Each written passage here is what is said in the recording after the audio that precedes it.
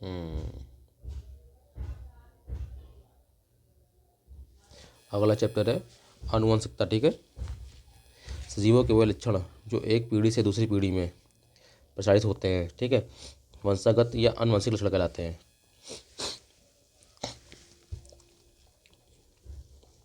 सजीवों के वे लक्षण जो एक पीढ़ी से दूसरी पीढ़ी में प्रसारित होते हैं वंशागत या आनुवंशिक लक्षण कहलाते हैं। आनुवंशिक लक्षण के एक पीढ़ी से दूसरी पीढ़ी में जाने प्रसारित होने की प्रक्रिया आनुवंशिकता कहलाती है। ठीक है, आनुवंशिकता की खोज ग्रेगर जॉन मंडल ने की थी। ये ऑस्ट्रिया देश के ब्रून नामक शहर में पादरी थे। इन्हें आधुनिक आनुवंशिकता इन्हें आधुनिक आनुवंशिकी का पिता कहते हैं। ठीक है, इन्होंने उद्यान मटर के पौधे में 7 लक्षणों की तुलनात्मक विभिन्नताओं की वंशागति के लिए संकरण प्रयोग किए, उसका विस्तृत अध्ययन किया। ठीक है, ये पूछा जाता है कि उन्होंने किस किस पौधे पर प्रयोग किया, तो उन्होंने उद्यान मटर के पौधे पर प्रयोग किए। ठीक, इनके प्रयोग से संबंधित निम्नलिखित नियम है। नंबर 1 प्रभाविता का नियम, दूसरा नियम है पृथक्करण का नियम, तीसरा है स्वतंत्र अभियोग का नियम। ठीक है, जीवों में आनुवंशिक लक्षण क्रोमोसोम द्वारा संतान में ले जाए जाते हैं। ये न्यूक्लियो प्रोटीन, ठीक है, जो क्रोमोसोम होते हैं ये न्यूक्लियो प्रोटीन के बने होते हैं। ठीक है, क्रोमोसोम में का नाम सर्वप्रथम वाल्डेन ने प्रस्तुत किया था। क्रोमोसोम पर स्थित डीएनए की बनी ऐसी अतिसूक्ष्म संरचनाएं जो आनुवंशिक लक्षणों का धारण एवं उनका एक पीढ़ी से दूसरी पीढ़ी में स्थानांतरण करती हैं, जीन कहलाती हैं। ठीक है, क्रोमोसोम का नाम सर्वप्रथम किसने दिया? वाल्डेन ने दिया। ठीक, ये क्वेश्चन आता है भाई। ठीक है, क्रोमोसोम पर स्थित डीएनए की बनी ऐसी अतिसूक्ष्म संरचनाएं जो आनुवंशिक लक्षणों का धारण एवं उनका एक पीढ़ी से दूसरी पीढ़ी में स्थानांतरण करती हैं, जीन कहलाती हैं। जीन जीवों के शरीर में आनुवंशिकता की मूलभूत इकाइयाँ हैं। सामान्यतः किसी भी प्रजाति में गुणसूत्रों की संख्या निश्चित व अस्थिर रहती है। ठीक है, गुणसूत्रों की संख्या आयु अथवा वजन के साथ परिवर्तित नहीं होती है। किसी भी जीव के डीएनए में विद्यमान समस्त जीनों का अनुक्रम जीनोम कहलाता है। जीनोम के सभी गुणसूत्र की संरचनात्मक एवं प्रक्रियात्मक इकाई संगठन जीनोम चित्रण कहलाता है। ठीक है, प्लामन जी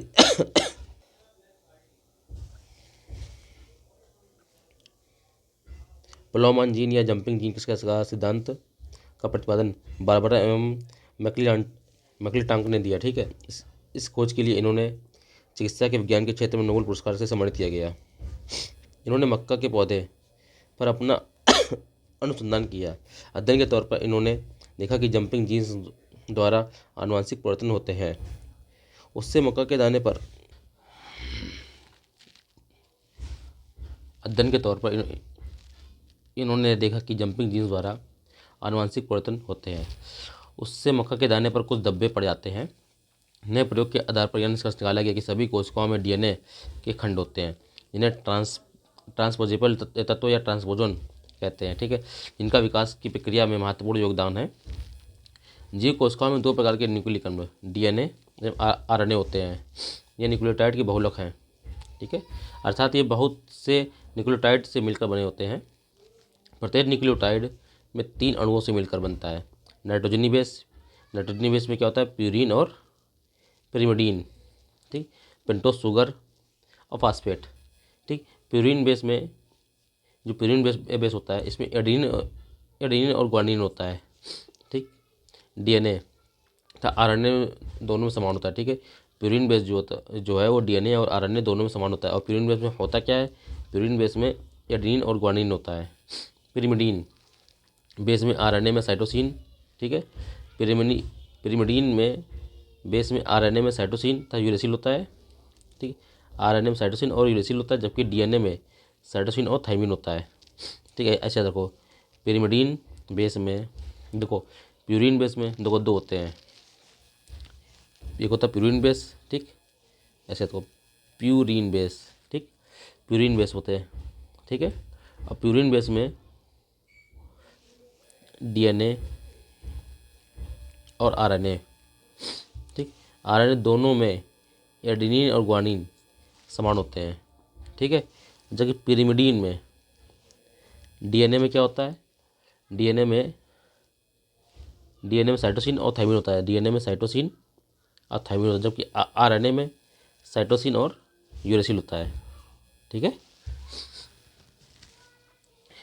सो आया समझ में। प्यूरिन बेस में एडेनिन और ग्वानिन आरएनए और डीएनए दोनों में समान होता है।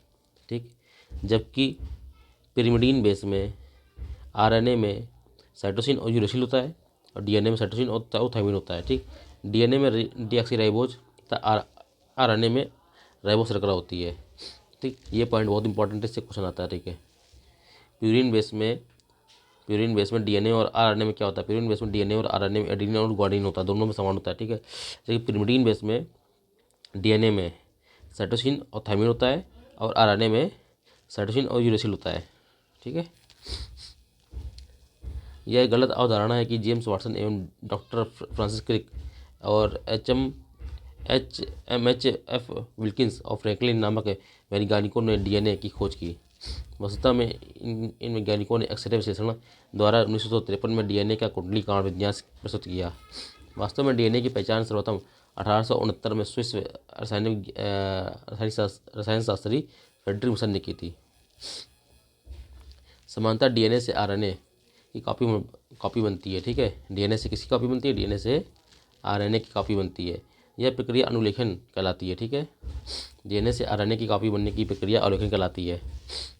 कुछ वायरस में आरएनए से डीएनए की कॉपी बनती है, यह प्रक्रिया रिवर्स ट्रांसक्रिप्शन कहलाती है। ठीक है, डीएनए से आरएनए बनना अनुलेखन कहलाती है। ठीक है, जबकि आरएनए से डीएनए बनना रिवर्स ट्रांसक्रिप्शन कहलाती है।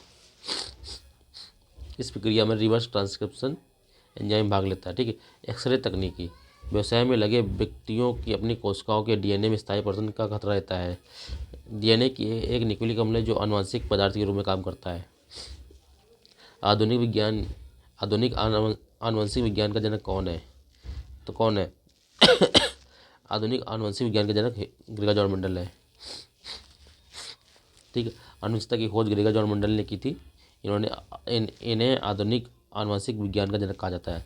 आनुवंशिकता के जनक के रूप में वे विख्यात हैं ग्रेगर जॉन मेंडल। ठीक है, मेंडल ने अपने चिर प्रतिष्ठित वंशागति नियमों को प्रतिपादित करने में जिस जीवधारी का उपयोग किया हुआ था, ठीक, गार्डन मटर थी। ठीक है, गार्डन पी थी। इन्होंने 3 नियम दिए थे, प्रयोगिता का नियम, पृथक्करण का नियम और स्वतंत्र अपव्यय का नियम। मेंडल के आनुवंशिकता का सिद्धांत किस पर आधारित है, ठीक है, कायिक प्रजनन, कायिक जनन और लैंगिक जनन, तो सी नंबर सही है। ठीक है, लैंगिक जनन लैंगिक जनन पर आधारित है। जीनोम चित्रण का इनसे संबंधित है। रक्त वर्गीकरण, जीन्स का चित्रण, स्नायु केंद्र का चित्रण, बी नंबर सही है। ठीक है, जीन्स का चित्रण।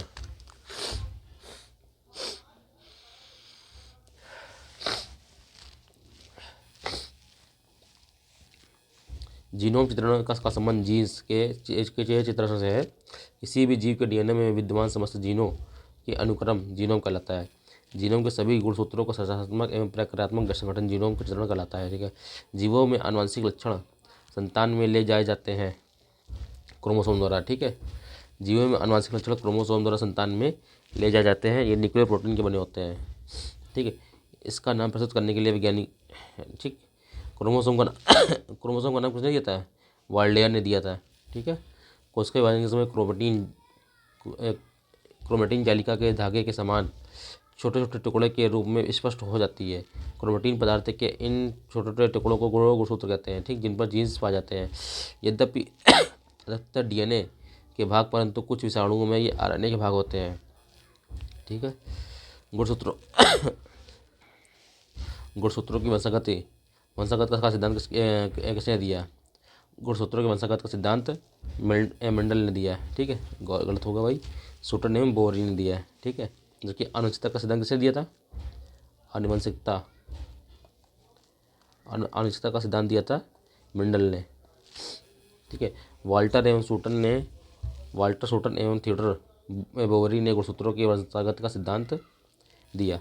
जीन है, जीन डीएनए और आरएनए है। ठीक है, जीन क्या डीएनए का एक भाग है। ठीक है, जीन जो है डीएनए का एक भाग है। प्रत्येक गुणसूत्र में डीएनए डीऑक्सीराइबो न्यूक्लिक एसिड का अत्यधिक लंबा एवं कुंडली निपत सूत्रनुमा होता है। इसी अणु के छोटे छोटे खंड को जीन कहते हैं। समानतः एक जीन में डीएनए अणु के 5000 से 1 लाख जोड़ी तक न्यूक्लियोटाइड एकलक अणु होते हैं। ठीक है, जीन के भीतर अनुक्रम आधार में परिवर्तन कहलाता है। ठीक है, ये कहलाता है उत्परिवर्तन कहलाता है। ठीक, एक नंबर सही है। जीन के भीतर अनुक्रम आधार में होने वाले परिवर्तन को उत्परिवर्तन कहते हैं। ठीक है, उद्विकास के लिए आनुवंशिक परिवर्तन स्थापित करने में उत्परिवर्तनों का काफ़ी महत्व होता है। हमारे शरीर में आनुवंशिकता की इकाई को कहते हैं जीन कहते हैं। ठीक है, हमारे शरीर क्रोमोसोम पर स्थित डीएनए की बनी एक ऐसी अति सूक्ष्म संरचना है जो आनुवंशिक लक्षणों को धारण कर एवं उनका एक पीढ़ी से दूसरी पीढ़ी में स्थानांतरण करती हैं, जीन कहलाती हैं। ठीक, जीन जीवों के शरीर में आनुवंशिकता की एक मूलभूत इकाई है। किसी भी प्रजाति में गुणसूत्रों की संख्या होती है आयु के साथ बढ़ती है, आयु के साथ घटती है, स्थिर रहती है। ठीक, गुणसूत्रों की संख्या जो है स्थिर रहती है। जीव कोशिकाओं में आनुवंशिक लक्षणों के नियंत्रण में निम्नलिखित में से कौन सा एक उत्तरदायी है। ठीक है, जीव कोशिका आनुवंशिक लक्षणों के नियंत्रण में तो जो डीएनए है, डीएनए इसके लिए उत्तरदायी है। ठीक है, तो जीव कोशिका में आनुवंशिक लक्षणों के नियंत्रण में डीएनए उत्तरदायी है। प्लोमन जीन जंपिंग जीन किसके सिद्धांत का प्रतिपादन किसने किया। ठीक, जंपिंग जीन का प्रतिपादन का सिद्धांत बारबरा मैकक्लिंटॉक ने किया। ठीक है, प्लोमन जीन क्या का सिद्धांत का प्रतिपादक बारबरा मैकक्लिंटॉक थे, जिन्हें 1983 में इस विशेष अनुसंधान के लिए चिकित्सा के क्षेत्र में नोबेल पुरस्कार से सम्मानित किया गया। इन्होंने मक्का के पौधे पर आनुवंशिकता का अध्ययन करते हुए समय देखा कि कुछ आनुवंशिक तत्व एक गुणसूत्र में एक स्थान से दूसरे स्थान पर जाने में समर्थ हैं। अध्ययन के तौर पर इन्होंने देखा कि जंपिंग जीन्स द्वारा आनुवंशिक परिवर्तन होते हैं। उसने मक्का के दाने पर कुछ धब्बे पड़ जाते हैं। नए प्रयोगों के आधार पर यह निष्कर्ष निकाला गया कि सभी कोशिकाओं में डीएनए के खंड होते हैं जिन्हें ट्रांसपोजल तत्व या ट्रांसपोजोन कहते हैं। इनका विकास की प्रक्रिया में महत्वपूर्ण योगदान है। डीएनए में उपलब्ध कौन सा यौगिक अमीनो अम्ल नहीं है। Adenine, guanine, cytosine. ठीक, टायरोसिन जो है अमीनो अम्ल नहीं है। ठीक है, एडेनिन, गुआनिन और साइटोसिन। ठीक, अब देखो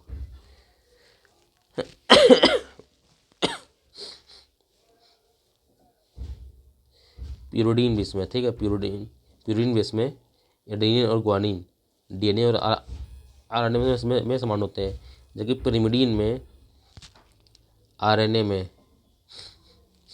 ठीक, आरएनए में साइटोसिन और यूरेसिल होता है, जो कि डीएनए में साइटोसिन और गुआनिन होता है। एडेनिन, गुआनिन, साइटोसिन अमीनो अम्ल बनाते हैं। टायरोसिन जो है एक अतात्विक अमीनो अम्ल है जो कि स्तनियों शरीर में ही निर्मित होता है। टायरोसिन नामक अमीनो अम्ल डीएनए में मौजूद एक यौगिक है जो अमीनो अम्ल नहीं बनाता। डीएनए एक न्यूक्लिक अम्ल है जो कि जीवों के लक्षणों के संकेत की सूचनाओं के जन्मपत्र की भांति उन जन्मों संतानों में पहुंचने का कार्य करता है। डीएनए में मौजूद शर्करा होती है डीऑक्सीराइबोज। ठीक है, जीव कोशिकाओं में 2 प्रकार के न्यूक्लिक अम्ल होते हैं। डीऑक्सीराइबो न्यूक्लिक अम्ल अर्थात डीएनए अर्थात राइबो न्यूक्लिक अम्ल अर्थात आरएनए। प्रत्येक न्यूक्लिक अम्ल के संयोजन में 4 प्रकार के न्यूक्लियोटाइड अणु भाग लेते हैं। ठीक, डीएनए मुख्यतः केंद्र में होता है। इसके न्यूक्लियोटाइड अणुओं में शर्करा और डीऑक्सीराइबोज तथा नाइट्रोजन क्षार एडेनिन, गुआनिन और थायमिन और साइटोसिन होता है। ठीक है, एडेनिन, गुआनिन, थायमिन और साइटोसिन होता है। इसके विपरीत आरएनए में मुख्यतः साइटोसॉल होता है। ठीक है,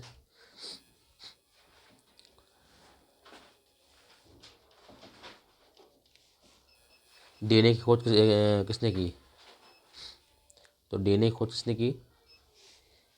डीएनए खोज की थी फ्रेडरिक मिशन ने। इसमें तो ऑप्शन नहीं रखा, ही गलत है। ठीक है, इनमें से कोई नहीं। डीएनए की जो खोज है, डीएनए की पहचान 1869 में स्विस रसायन शास्त्री फ्रेडरिक मिशन ने की थी। ठीक है, जबकि एक्सरे का विश्लेषण में जेम्स वाटसन, फ्रांसिस क्रिक एवं एच एफ विल्किंस और फ्रैंकलिन नामक वैज्ञानिकों ने डीएनए की खोज की थी। ठीक है। डीएनए के कुंडली कार उपन्यास का प्रस्तुत किया था। डीएनए की द्विकुंडली संरचना का किसके द्वारा दी गई, ठीक है, तो वाटसन एवं क्रिक। कब दी गई था, 1953 में। जबकि डीएनए की खोज किसने की थी, डीएनए की खोज की थी फ्रेडरिक मिशन ने। James Watson, Francis Crick, H F. Wilkins, Franklin नामक वैज्ञानिकों ने एक्सरे विश्लेषण द्वारा डीएनए के द्विकुंडलिनी संरचना से प्रस्तुत किया। इसके अनुसार एक सीढ़ी की भांति डीएनए का अणु सीधा नहीं होता, बल्कि सर्पिला का सीढ़ी सदृश द्विकुंडलिनी संरचना का के रूप में होता है। डीएनए कुंडली एक पूरा घुमाव 3.4 नैनोमीटर लंबा, इस पर घुमाव में 10 क्षारक युग्म होते हैं। प्रत्येक क्षारक युग्म परस्पर 0.34 नैनोमीटर की दूरी पर होते हैं। द्विकुंडलित डीएनए अणु का व्यास 2 नैनोमीटर तक 20 एंगस्ट्रॉम होता है। राइबोसोम होते हैं, आरएनए होते हैं, ठीक है।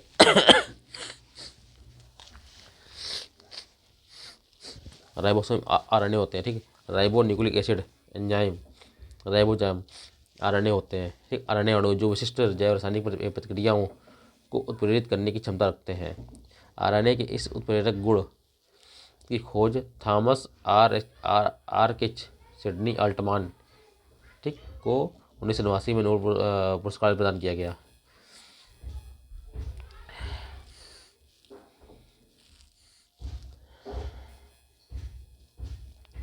अग्रलिखित व्यवसाय में लगे व्यक्तियों में से कौन व्यक्तियों को अपनी कोशिकाओं में डीएनए में स्थायी परिवर्तन का खतरा रहता है, ठीक, तो कार्बन 14 समस्थानिकों का उपयोग करके अनुसंधान करने वाले, गलत हो गया। एक्सरे तकनीकी सही है, ठीक है। तो कोयला खनक गलत, रंगरेज और रंगसाज तो केवल 2, ठीक है। एक्सरे तकनीक व्यवसाय में लगे व्यक्तियों को अपनी कोशिकाओं के डीऑक्सीराइबोन्यूक्लिक एसिड में स्थायी परिवर्तन का खतरा रहता है, ठीक। डीएनए के न्यूक्लिक अम्ल है जो आनुवंशिक रूप में कार्य करता है।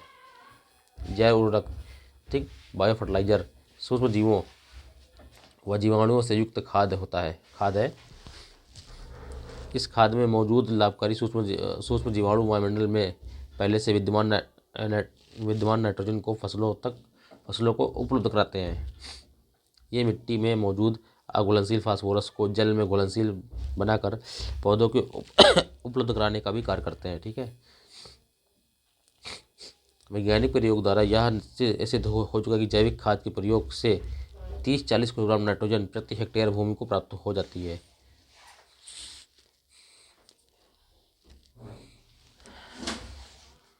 तथा उपज 10 से 20% तक बढ़ जाती है।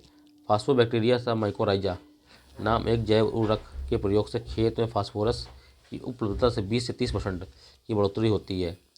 जैविक खाद के प्रयोग से पर्यावरण जो है सुरक्षित रहता है। इससे फसलों में मृदाजन्य रोग नहीं होते हैं तथा खेत में लाभकारी सूक्ष्म जीवों की संख्या बढ़ जाती है।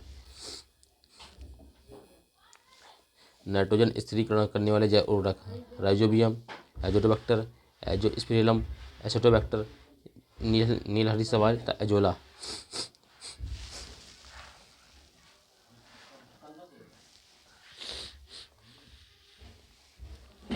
नाइट्रोजन स्थिरीकरण करने वाले जैव उर्वरक राइजोबियम, एजोटोबैक्टर, एजोस्पिरिलम, एसिटोबैक्टर, नीलहरी शैवाल तथा एजोला।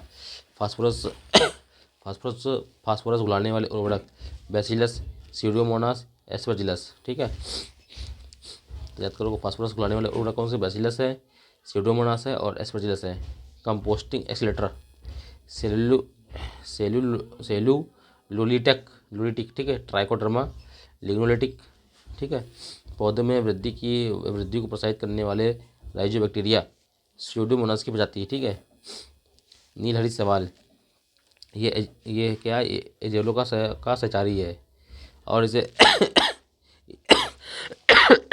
साथ में मिलाने से अच्छी उर्वरता प्राप्त होती है, ठीक। नीलहरी शैवाल एक सूक्ष्म प्रोकैरियोटिक शैवाल है, ठीक है। जबकि एजोला एक जलीय फर्न है जिसकी पत्तियों की पृष्ठीय सतह पर पाई जाने वाली गुहिकाओं में रहने वाले साइनोबैक्टीरिया एनाबिला एजोली की मदद से या नाइट्रोजन के स्थिरीकरण कर उपज की क्षमता में वृद्धि सहायक होते हैं।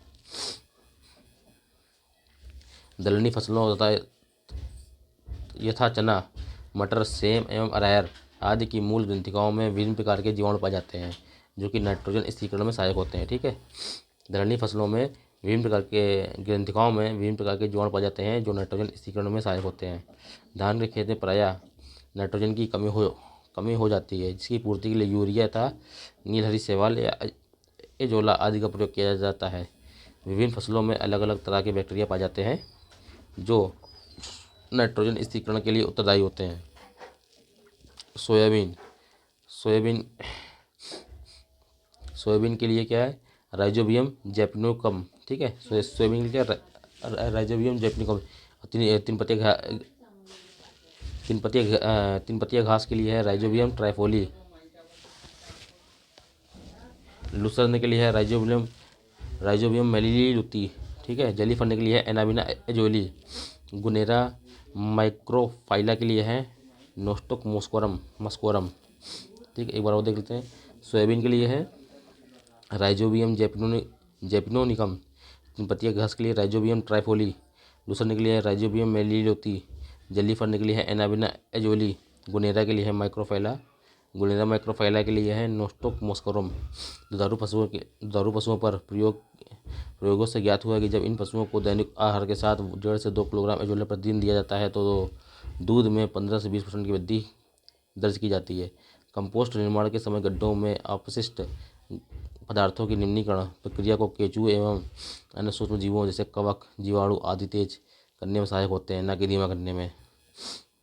निम्नलिखित में से किन का प्रयोग जैव उर्वरक के रूप में किया जाता है?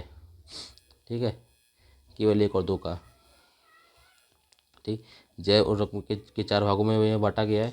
नाइट्रोजन स्थिरीकरण करने वाले उर्वरक, ठीक, राइजोबियम, एजोटोबैक्टर, एजोस्पिरिलम, एसिटोबैक्टर, नीलहरी शैवाल और एजोला। फास्फोरस घुलाने वाले कौन कौन से उर्वरक हैं? Bacillus, Pseudomonas, Aspergillus. ठीक है, ये एस्परजिलस है, ये एजोस्पिरिलम है, याद रखना। कंपोस्टिंग एक्सीलेटर के लिए सेल्यूलोटिक, ट्राइकोडर्मा और लिग्नोलोटिक। ठीक है, पौधों की वृद्धि में पौधों की वृद्धि को प्रोत्साहित करने वाले राइजोबैक्टीरिया सीडोमोनास की प्रजाति होती है। ठीक है, इस प्रकार के नीलहरी शैवाल और एजोला जैव उर्वरक हैं, जबकि अल्फा एक प्रकार का फलीदार पौधा है। ठीक, निम्न में से कौन सा जैव उर्वरक के रूप में प्रयोग होता है? तो जैव उर्वरक, ठीक, राइजोबियम, नीलहरी शैवाल, एजोला, उपयुक्त तीनों सही है। निम्नलिखित में से कौन एक जैव उर्वरक का स्रोत है? ईस्ट है, क्लोरोला है, मोल्ड है, एजोला सही है। निम्न में कौन एक जैव उर्वरक है? Urea, 2,4-D, streptocycline, azolla, D number सही है। निम्न में से कौन जैव उर्वरक के रूप में प्रयुक्त होता है? एजोला, नीलहरी शैवाल, नाइट्रोलिन, अल्फाल्फा। तो 1 और 2 सही है। तो 1 2 ऑप्शन नहीं, तो 1 2 4 हो जाएगा। ठीक, बी नंबर सही है। ठीक, 1 और 2 सही है। ठीक है, निम्नलिखित से कौन सा एक नाइट्रोजन स्थिरीकरण करने वाला जीव नहीं है? तो नाइट्रोजन स्थिरीकरण वाला जीव कौन कौन सा था? एनाबिना था, एजोटोबैक्टर था, माइक्रोजा था। तो नोस्टॉक नहीं है, सॉरी गलती हो गई, माइक्रोजा। माइक्रोजा किसमें था?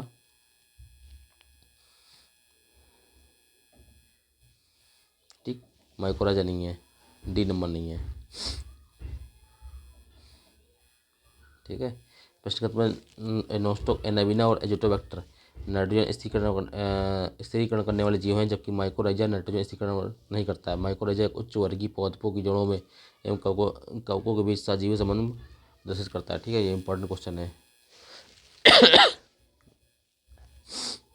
नाइट्रोजन स्थिरीकरण जीवाणु जिस पौधों की जड़ के साथ संयोजन करते हैं, दाल। ठीक, नाइट्रोजन स्थिरीकरण जो दालें की जो जड़ होती हैं, इनमें नाइट्रोजन स्थिरीकरण करने वाले जीवाणु पाए जाते हैं।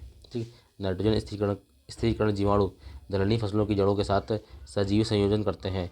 ये वायुमंडलीय नाइट्रोजन का स्थिरीकरण कर उसे अमोनिया में बदल देते हैं, जो कि अमोनियम आयनों के रूप में नाइट्रीकरण जीवाणु द्वारा ग्रहण करके नाइट्राइट फिर नाइट्रेट आयनों में परिवर्तित कर दी जाती है, जिसे मृदा के माध्यम से पादप ग्रहण करते हैं। ठीक है, पौधों द्वारा ली जाने वाली नाइट्रोजन का रूप है नाइट्रेट। ठीक,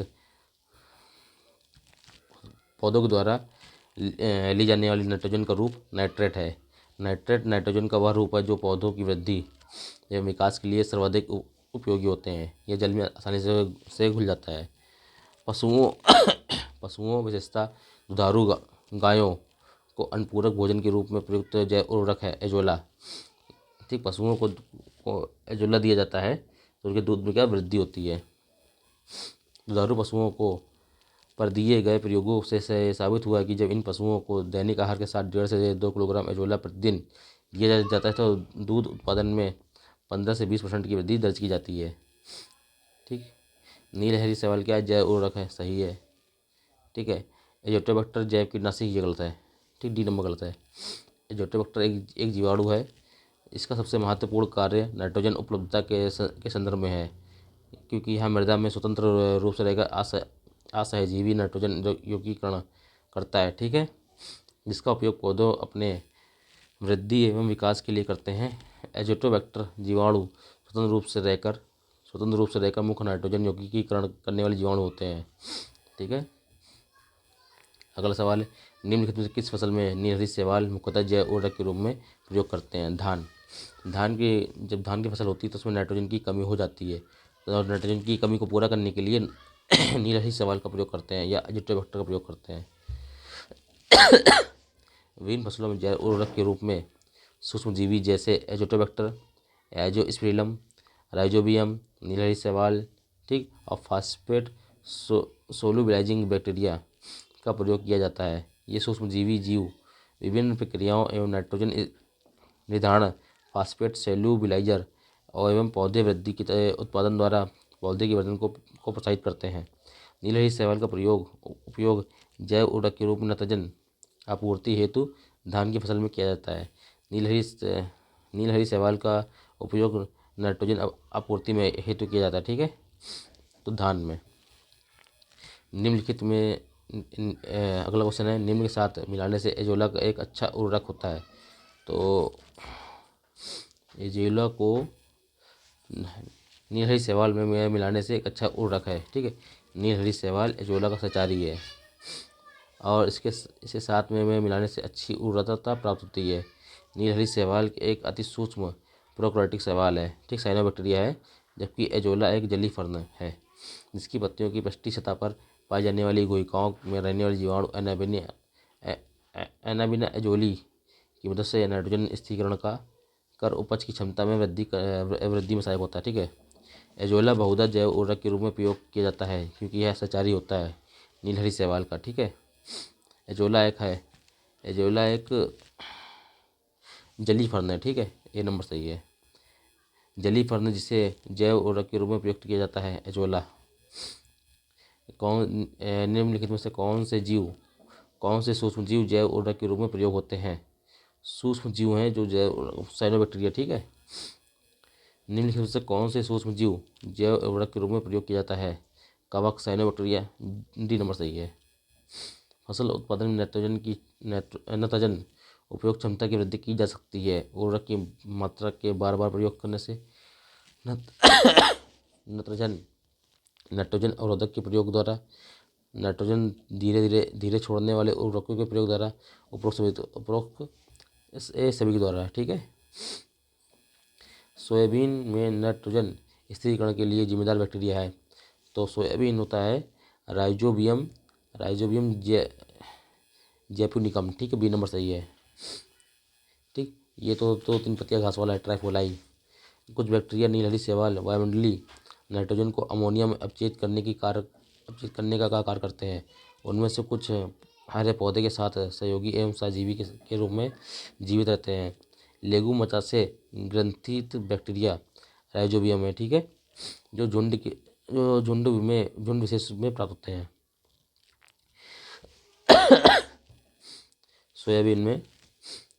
सोयाबीन में जो बैक्टीरिया होता है नाइट्रोजन को स्थिरीकरण करने वाला, वो राइजोबियम जैपोनिकम होता है। 3 पत्तियां घास में राइजोबियम ट्राइफोली होता है। देख, ट्राइफोली 3 पत्तियां, थोड़ा मैचिंग करके मिला लेना। ठीक है, लूसर में होता है राइजोबियम मैलिलोती, जलीफर में होता है एनाबिना एजोली, गुणेरम माइक्रोफाइला में होता है नोस्टोक मस्कोरम। ठीक है, खेती में बायोचार का क्या बायोचार का क्या उपयोग है? बायोचार ऊर्ध्वाधर खेती में वृद्धि कर मध्यम के अंश के रूप में प्रयुक्त किया जाता है। जब बायोचार वृद्धि कर मध्यम के अंश के रूप में प्रयुक्त किया जाता है, यह वह नाइट्रोजन यौगिकीकारी सूक्ष्म जीवों की वृद्धि को बढ़ावा देता है।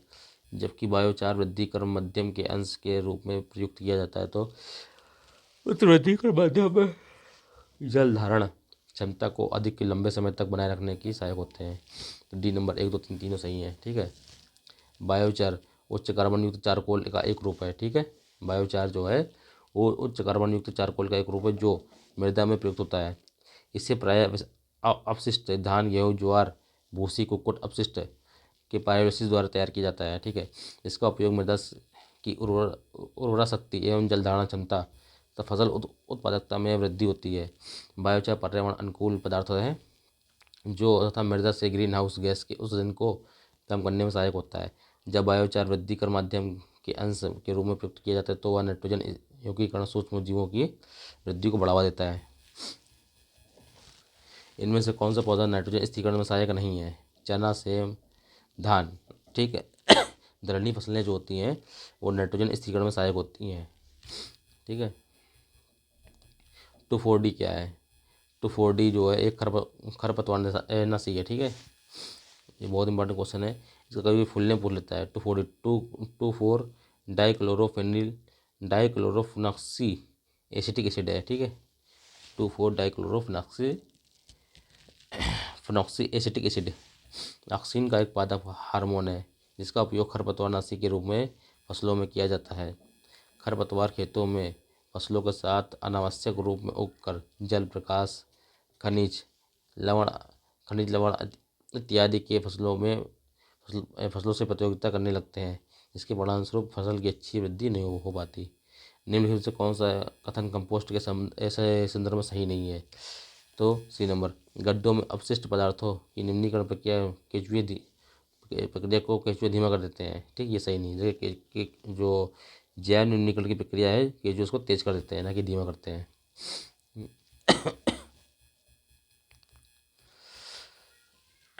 अगला चैप्टर है मानव शारीरिकी एवं क्रिया विज्ञान, कंकाल व मांसपेशी तंत्र। ठीक, कंकाल व मांसपेशी तंत्र मानव सहित सभी कशेरुकों को एक आकृति प्रदान करती है। ठीक है। शरीर को सहारा, दृढ़ता, गति प्रदान करने में सहायक है। मानव का कंकाल तंत्र मुख्यतः दो भागों में, जो कंकाल तंत्र है जो दो भागों में बटा हुआ है। एक होता है वह कंकाल, ठीक, एक होता है अंतःकंकाल।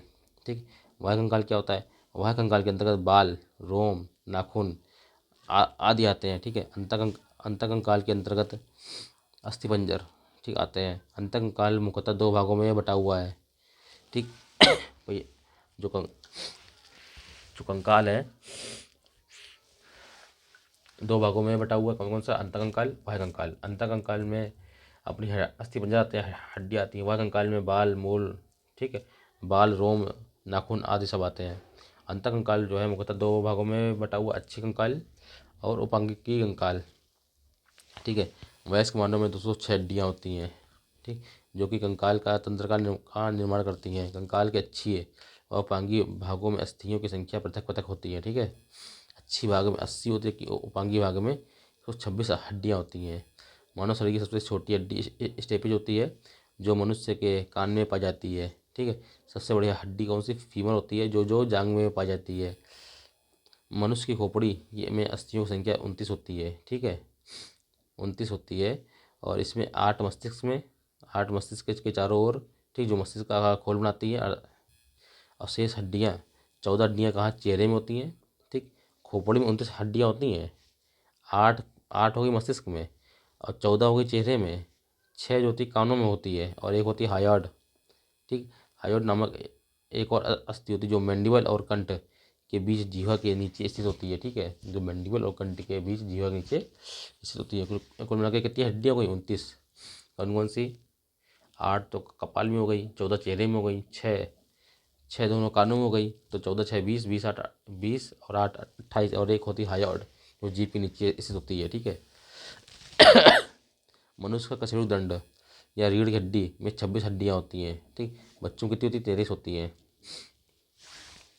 ठीक, वयस्क में कितनी होती है? 26 होती हैं कशेरुक में, और बच्चों में कितनी होती हैं? 33।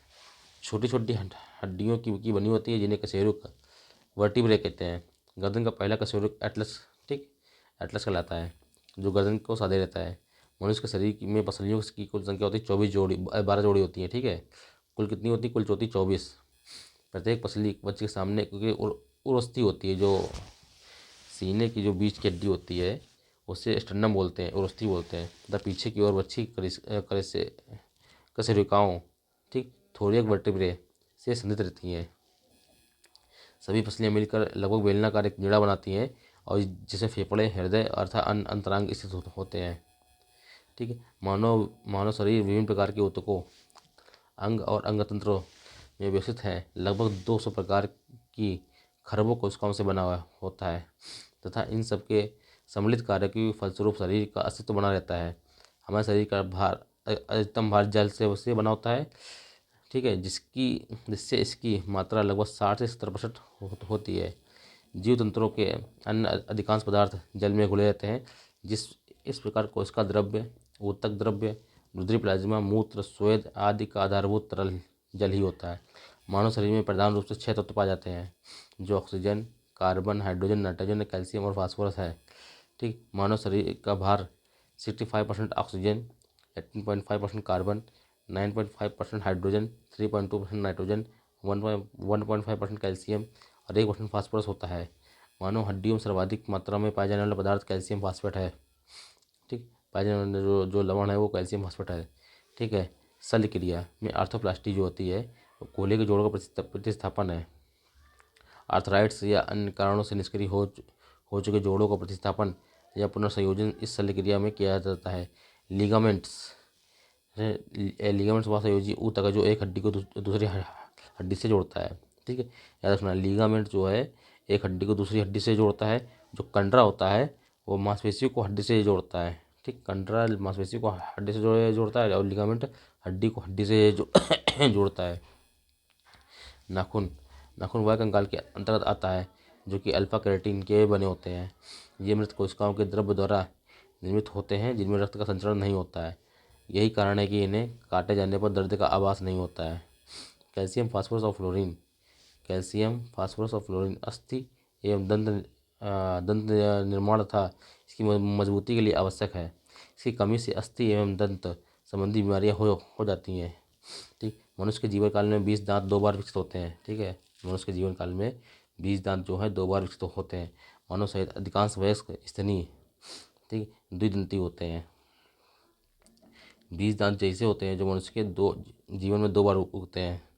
ठीक, एक तो बचपन में, ठीक, फिर इसके दोबारा टूट कर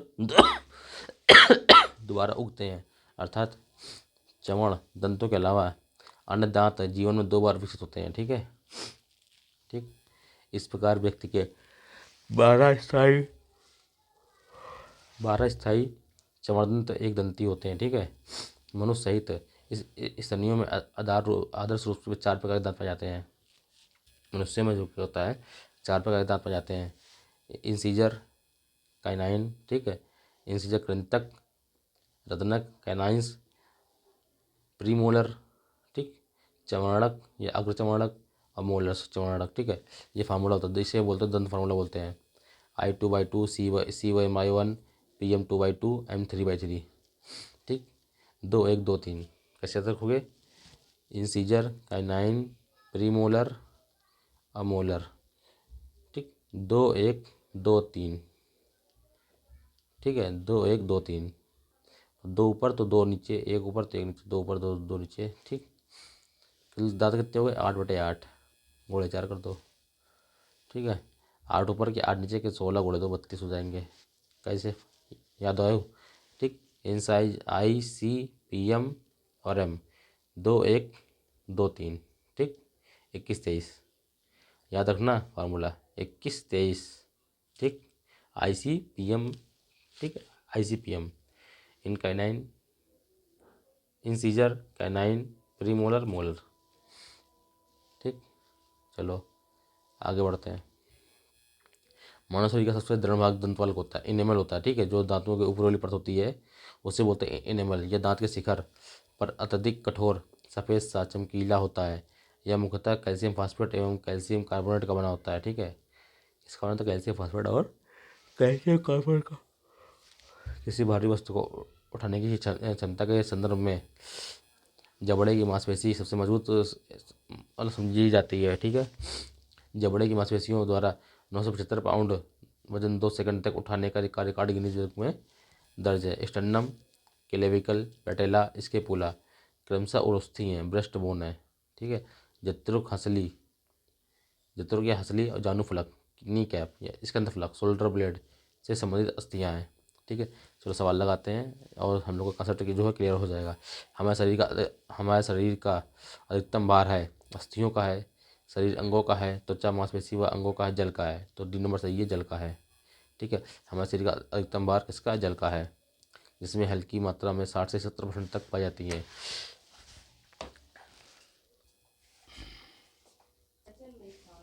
अगला सवाल है, एक वयस्क मानव शरीर में जल प्रतिशत होता है, कितना होता है? 65% होता है लगभग, ठीक है।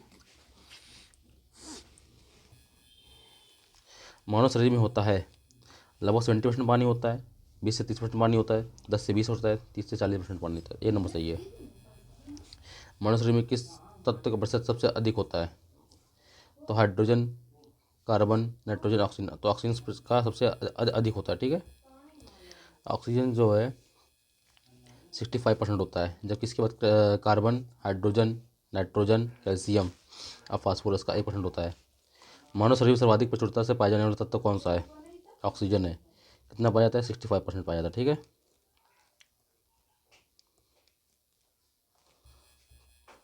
मानव शरीर में अधिकतम मात्रा में पाया जाने वाला तत्व कौन सा है? तो ऑक्सीजन, ऑक्सीजन के बाद क्या आता है? कार्बन, कार्बन के बाद हाइड्रोजन आता है, ठीक है। हाइड्रोजन के बाद नाइट्रोजन आता है, नाइट्रोजन में नहीं है। नाइट्रोजन के बाद क्या आता है? फास्फोरस आता है। तो डी नंबर सही है, ठीक है। कैल्शियम, ठीक, कैल्शियम। वयस्क मानव में होती हैं 206 हड्डियाँ होती हैं। मानव शरीर में अधिकतम ऑक्सीजन होता है, ऑक्सीजन के बाद कार्बन होता है, कार्बन के बाद हाइड्रोजन होता है, हाइड्रोजन के बाद क्या होता है? नाइट्रोजन होता है, नाइट्रोजन के बाद कैल्शियम होता है, कैल्शियम के बाद फास्फोरस होता है।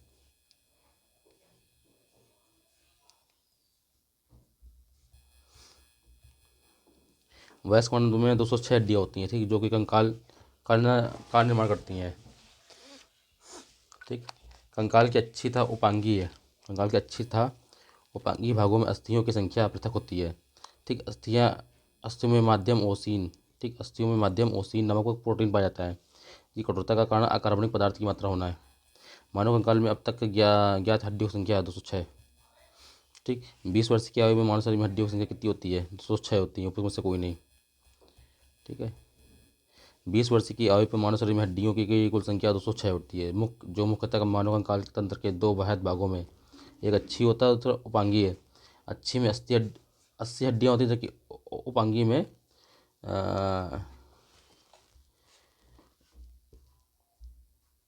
120 हड्डियाँ होती हैं, ठीक। 126 होती हैं उपांगी में, ठीक।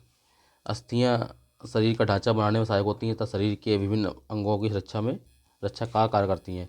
निम्नलिखित में से कौन मानव शरीर की सबसे छोटी हड्डी है? स्टेपीज, ये कान में पाई जाती है, ठीक है। मानव शरीर की सबसे छोटी हड्डी स्टेपीज है, जो मनुष्य के कान में पाई जाती है, जबकि मानव शरीर में सबसे बड़ी हड्डी फीमर है, जो जांघ में पाई जाती है। हमारे शरीर की लघुत्तम हड्डी पाई जाती है नाक में, कान में, ठीक है। और मनुष्य की खोपड़ी में कुल कितनी अस्थियाँ होती हैं?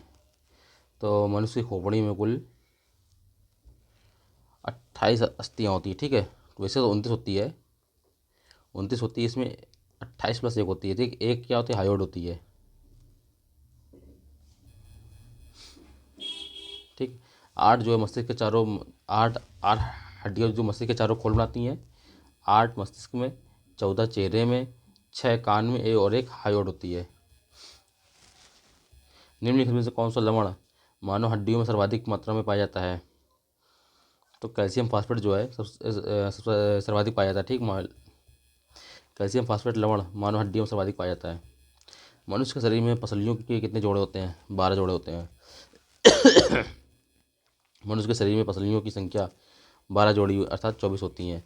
प्रत्येक पसली वक्ष के सामने ओरोस्थी से पीछे की ओर वक्षी कशेरुकाओं से संबंधित रहती हैं।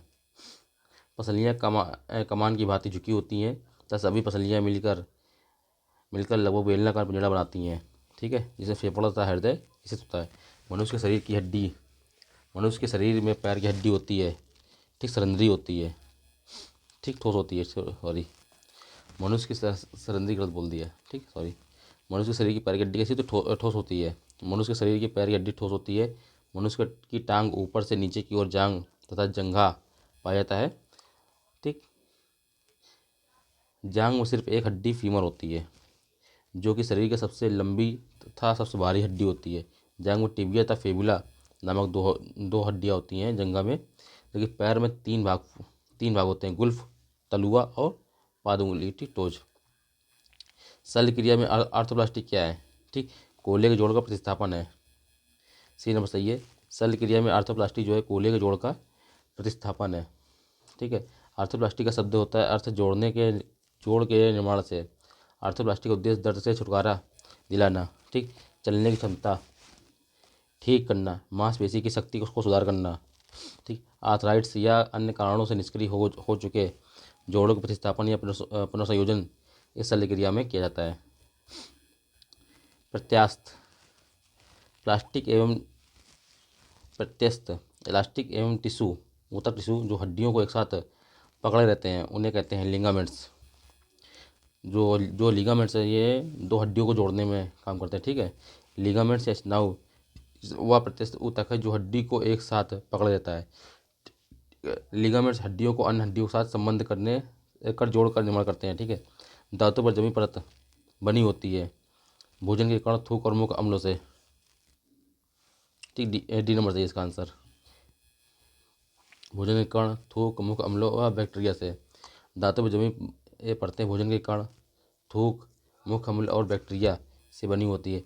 भोजन उपरांत ठीक से सफाई न होने के कारण भोजन के कण दांतों पर चिपके रहते हैं। थूक मुख व सरस बनाए रखने के लिए आवश्यक द्रव है। ठीक, मुख अम्ल में लार से स्रावित टाइलिन एंजाइम होता है। ठीक है, लार में कौन सा एंजाइम होता है? टाइलिन एंजाइम होता है। और लार का पीएच मान 7 से कम होने के कारण यह अम्लीय होता है। दांतों के परत खुरचन का अध्ययन करते समय पाया गया कि एंटोनी वान ल्यूनहॉक ने इसमें बैक्टीरिया की उपस्थिति का पता लगाया। नाखून काटते समय दर्द नहीं होता है क्योंकि नाखून मृत कोशिकाओं के द्रव्य के द्वारा बने होते हैं जिनमें रक्त का संचरण नहीं होता है। ए नंबर सही है। ठीक है, नाखून जो है वह कंकाल के अंतर्गत आता है जो कि अल्फा केराटिन्स के बने होते हैं। इन्हें काटे जाने पर दर्द का आभास नहीं होता है। ये मृत कोशिकाओं के द्रव्य द्वारा निर्मित होते हैं जिनमें रक्त का संचरण नहीं होता है। अस्थि एवं दंत निर्माण हेतु निम्न से किनकी आवश्यकता होती है? ठीक है, तो कैल्शियम और फास्फोरस की होती है। ठीक, अस्थि निर्माण में कैल्शियम और फास्फोरस अस्थि दंत निर्माण में सहायक होते हैं। इनकी कमी से अस्थि एवं दंत संबंधी बीमारियां हो जाती हैं। निम्नलिखित में से कौन सा एक पौष्टिक तत्व अस्थि एवं दांतों के निर्माण एवं मजबूती के लिए आवश्यक नहीं है? तो आयोडीन जो है कैल्शियम, फास्फोरस और फ्लोरीन अस्थि दंत एवं निर्माण में सहायक होता है। इनकी कमी से अस्थि दंत एवं संबंधी बीमारियां हो जाती हैं। जबकि आयोडीन थायराइड ग्रंथि के नियंत्रण में उपयोगी होता है। मनुष्य के जीवन काल में कितने दांत 2 बार उगते हैं? 20 दांत होते हैं ये 2 बार उगते हैं। और दंत फार्मूला क्या होता है? ICPM, incisor, canine, premolar, molar. ठीक, इंसीजर 2 होते हैं, काइनाइन 1, 2 1 2 3। ठीक, तो 2 ऊपर 2 नीचे, 1 ऊपर 1 नीचे, 2 ऊपर 2 नीचे, 3 ऊपर 3 गुणे 2। ठीक, हो जाएगा आपको 32 आंसर।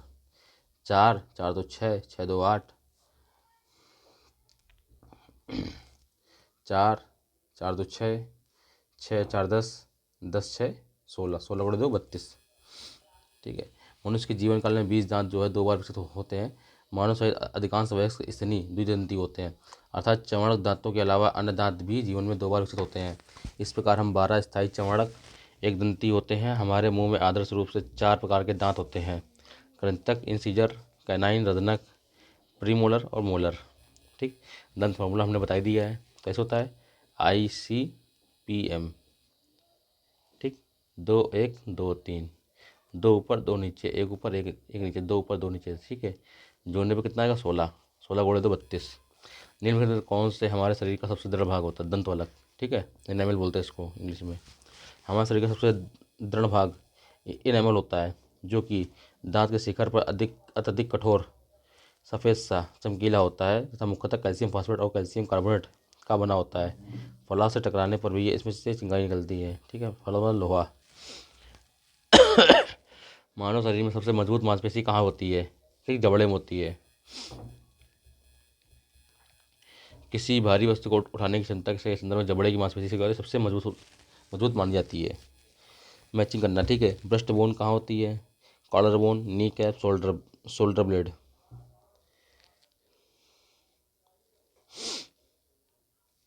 ठीक है। तो इसका आंसर हो जाएगा डी, 4 1 2 3, ठीक। और अस्थि जो होती है स्टर्नम में होती है, ठीक है। जत्रु कॉलर बोन जो तो क्लेविकल, 4 1 2 3, ठीक। जानुफलक जो नी कैप होता है वो पैटलम होता है। शोल्डर ब्लेड स्कैपुला, ठीक है। तो उरस्थि जो होता है स्टर्नम, ठीक। ब्रेस्ट बोन स्टर्नम में, कॉलर बोन क्लेविकल, जानुफलक पैटेला, स्कंदफलक स्कैपुला, ठीक है। ब्रेस्ट बोन स्टर्नम मैचिंग करना है, collar bone clavicle, knee cap patella, shoulder bone scapula. तो 4 1 2 3, ठीक है, सी नंबर सही है। पाचन तंत्र अगला टॉपिक है, पाचन तंत्र, ठीक है। विभिन्न भौतिक एवं रासायनिक क्रियाओं और एंजाइमों को विभिन्न भौतिक व रासायनिक क्रियाओं और एंजाइमों की सहायता से भोज्य पदार्थों को सरल छोटे घुलनशील अणु में बदलना पाचन कहलाता है, ठीक है। भोजन करने पचाने पचे हुए पदार्थों का अवशोषण कर इन्हें रुधिर में पहुंचाने और शेष निरर्थक पदार्थ को मल के रूप में परित्याग करने में शामिल सभी अंग पाचन तंत्र के भाग हैं, ठीक है। पाचन तंत्र में मुख से गुदा तक फैली एक लंबी आहार नाल होती है, ठीक है। पाचन तंत्र में मुख से मतलब मुंह से गुदा तक मतलब गुदा तक फैली एक लंबी आहार नाल होती है। इससे संबंधित कुछ सहायक अंग भी होते हैं। मनुष्य के आहार नाल में लंबी, ठीक है, तथा इससे संबंधित कुछ सहायक अंग भी होते हैं। मनुष्य के आहार नाल की लंबाई 8 से 10 मीटर तक होती है। मुख, ग्रसन, गोहिका, ग्रास नली, अमाशय तथा आंत आहार नाल के प्रमुख भाग हैं, ठीक है। लार का श्रावण लार ग्रंथियों द्वारा होता है, ठीक है। लार का श्रावण लार ग्रंथियों द्वारा, यह हल्की लार जो होता है अम्लीय होता है, ठीक है। इसका जो pH वैल्यू होती है वो 7 से कम होती है, 6.8 होता है लगभग। इसमें लगभग 99.5% जल होता है। मनुष्य के मुख गुहा से लगभग 1 से 1.5 लीटर, मतलब जो मनुष्य के मुंह से 1 से 1.5 लीटर लार जो है पर डे स्रावित होता है। लार जो है भोजन को गीला करने और उसकी लुगदी बनाने में सहायक होती है, जिससे उसे आसानी से निकला जा सके। लार में कौन सा लार में टाइलिन नामक एंजाइम पाया जाता है, ठीक है, जो स्टार्च को शकरा में तोड़ता है, ठीक। लार में लाइसोजाइम नामक एंजाइम भी उपस्थित होता है। लार में 2 प्रकार के एंजाइम होते हैं, टाइलिन और लाइसोजाइम, जो भोजन के साथ आए हुए जीवाणुओं को नष्ट करने में सहायक होता है, ठीक है। एमाइलेज नामक एंजाइम का स्राव लार ग्रंथियों से होता है, ठीक है। अग्नाशय एमाइलेज द्वारा मतलब किया जाता है, जो कि भोजन में उपस्थित स्टार्च को जल अपघटन और द्वारा माल्टोज में परिवर्तित करता है, जो बाद में ग्लूकोज अणुओं में टूट जाता है, ठीक है। यकृत मानव शरीर की सबसे बड़ी ग्रंथि है, ठीक है। यकृत जो है मानव शरीर की सबसे बड़ी ग्रंथि है। या उदर गुहा में तंतुपट और डायाफ्राम के नीचे, ठीक नीचे इस होता है। इसे आंत्र योजनी और मिसेंट्री से संयुक्त गहरे लाल भूरे रंग का होता है, ठीक है। इसका भार लगभग 1.5 किलोग्राम होता है, 1.5 किलोग्राम होता है। यह लगभग 500 क्रियाओं का संपादन कर सकता है, ठीक। 500 क्रियाओं, समझ रहे हो। इसकी कुछ मुख्य क्रिया होती है। नंबर 1, जो यकृत का कार्य, जो मुख्य कार्य क्या है, पित्त का उत्पादन करना, ग्लाइकोजेनोलिसिस क्रिया द्वारा ग्लूकोज को ग्लाइकोजन में परिवर्तन करना, ठीक है। तीसरा काम है रक्त प्लाज्मा के कुछ प्रोटीन का उत्पादन। चौथा कार्य रक्त में अमीनो अम्ल का नियमन, ठीक। पांचवा है विषाक्त अमोनिया को यूरिया में परिवर्तित करना, ठीक, अर्थात यूरिया का संश्लेषण। फिर से देख लो, यकृत जो है, लीवर जो इंपॉर्टेंट पॉइंट है, लीवर जो है मानव शरीर की सबसे बड़ी ग्रंथि है, ठीक है। या उदरगोह में तंतुपट तथा डायफ्राम के नीचे स्थित होता है। आंत्र योजनी अर्थात मिसेंट्री से संयुक्त या लाल भूरे रंग का होता है, ठीक। इसका भार लगभग 1.5 किलोग्राम होता है। यकृत के मुख्य कार्य देख लीजिए। ये जो लीवर होता है वो पित्त का उत्पादन करता है, ठीक। और ये ग्लाइकोजेनोलिसिस क्रिया द्वारा ग्लूकोज को ग्लाइकोजन में बदलता है। रक्त प्लाज्मा के कुछ प्रोटीन का उत्पादन करता है। यह अमीनो अम्ल का नियमन तथा विषाक्त अमोनिया को यूरिया में परिवर्तित करना अर्थात यूरिया का संश्लेषण करना आदि, ठीक है। पित्त पित्त जो है पीले हरे या हरे नीले रंग का क्षारीय 7.6 या 8.6 तरल होता है। इसका भंडारण जो पित्ताशय में होता है, ठीक है। पित्त कहाँ से निकलता है? पित्त निकलता है लीवर से, और इसका भंडारण कहाँ होता है? और इसका भंडारण जो पित्ताशय में होता है, ठीक। जो पित्त होता है वो लाल पीले हरे या हरे नीले रंग का क्षारीय होता है। इसका पीएच मान 7.6 से 8.6 होता है, ठीक। मानव में प्रतिदिन 8 से 1000 मिलीलीटर पित्त का श्रवण होता है, ठीक है। पित्त में कोई पाचक एंजाइम नहीं होता है। यह लिपिड्स के पाचन एवं अवशोषण में सहायक होता है। यह वसा का पाइसीकरण, ये इंपॉर्टेंट पॉइंट है। जो पित्त होता है ये वसा का पाइसीकरण या इमल्सीकरण करता है, ठीक है। लिपिड्स के पाचन में लैपेज नामक एंजाइम की महत्वपूर्ण भूमिका होती है, ठीक। लिपिड्स को वसी अम्लों तथा मोनोग्लिसराइड्स में विखंडित करते हैं, ठीक। लिपिड्स को वसी अम्लों और मोनोग्लिसराइड्स में विखंडित करते हैं। पेप्सिन, ट्रिप्सिन और काइमोट्रिप्सिन, ठीक। पेप्सिन, ट्रिप्सिन और काइमोट्रिप्सिन नामक एंजाइम प्रोटीन के पाचन में सहायक होते हैं, ठीक है। ये प्रोटीन को छोटी पेप्टाइड श्रृंखलाओं एवं अमीनो एसिड में विखंडित करते हैं। अग्नाशय मानव शरीर की दूसरी सबसे बड़ी ग्रंथि है, ठीक। अग्नाशय मिश्रित ग्रंथि है। इसमें अंतःस्रावी एवं बहिःस्रावी दोनों प्रकार के भाग पाए जाते हैं। इससे हार्मोन या पाचक रस का स्राव होता है, ठीक है। इससे पाचक रस को अग्नाशय रस भी कहते हैं, ठीक। इसके पाचक रस को अग्नाशय रस भी कहते हैं। यह क्षारीय होता है, ठीक है। कार्बोहाइड्रेट, वसा और प्रोटीन को पचाने में के लिए एंजाइम होते हैं, ठीक। इसमें जो रस पाचक रस निकलता है, यह कार्बोहाइड्रेट, वसा और प्रोटीन को पचाने के लिए एंजाइम होते हैं। इसे पूर्ण पाचक रस कहा जाता है, ठीक है। ट्रिप्सिन नामक एंजाइम का स्राव अग्नाशय द्वारा किया जाता है, जो कि प्रोटीन को पॉलीपेप्टाइड में परिवर्तित कर देता है, ठीक। मानव शरीर में छोटी आंत आहार नाल का एक भाग है जो कि अमाशय और बड़ी आंत के मध्य स्थित होता है, ठीक है। छोटी आंत जो है अमाशय और बड़ी आंत के मध्य स्थित होता है, ठीक। इसमें अधिकांश भोजन का पाचन होता है। बचे हुए भोजन का अवशोषण किया जाता है। यह ग्रहणी, ठीक, जो छोटी आंत है यह ग्रहणी, डेडुनम, मध्यांत जेजुनम और इलियम, ठीक। जो ये पोस्ट लेता है कि डेडुनम, जेजुनम और इलियम, ठीक है। ग्रहणी, मध्यांत्र और शेषांत्र किसके भाग होते हैं? तो ये छोटी आंत के भाग होते हैं, ठीक है। जिसकी लंबाई 25 सेंटीमीटर, डेडुनम 25 सेंटीमीटर, मध्यांत्र 2.5 मीटर तथा शेषांत्र 3.5 मीटर है, ठीक है। छोटी आंत अत्यधिक कुंडलित नलिका होती है। इसकी लंबाई 6 से 7 मीटर होती है। मनुष्य की बड़ी आंत क्रमशः सीकम, कोलन और मलाशय में विभाजित होती है, ठीक है। सीकम, कोलन और मलाशय। मानव शरीर में पुच्छ जो अपेंडिक्स होता है, क्रमरूपी परिशिष्टिका की लंबाई लगभग 4 इंच होती है, ठीक है। जो कि एक अवशोषी अंग है। इसका आकार छोटे कृमि की तरह होता है। यह बड़ी आंत से सीकम द्वारा जुड़ा होता है, ठीक है। ये बड़ी आंत से सीकम द्वारा जुड़ा होता है।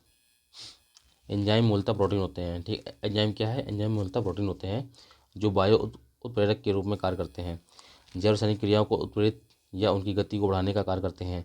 जैव क्रिया में एक विशेष प्रकार के एंजाइम को एक विशेष कार्यों को संपादित करते हैं।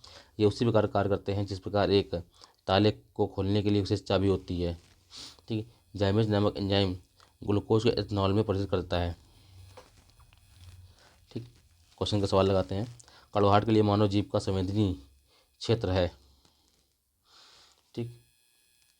तो कड़वाहट के लिए मानव शरीर का संवेदनीय क्षेत्र कौन सा है? नोक गलत है। मध्य भाग, पीछे का भाग, किनारा। तो पीछे का भाग जो है कड़वाहट के लिए है। मानव ये मान लो मानव की जीभ है, ठीक है। अग्रभाग जो है ये मीठे भाग के लिए, ठीक। पश्च भाग कड़वे भाग के लिए, यहाँ कड़वा भाग, ठीक है। और पार्श्व किनारे भाग, पार्श्व किनारे, ठीक। अग्रछोर नमकीन, अग्रछोर जो है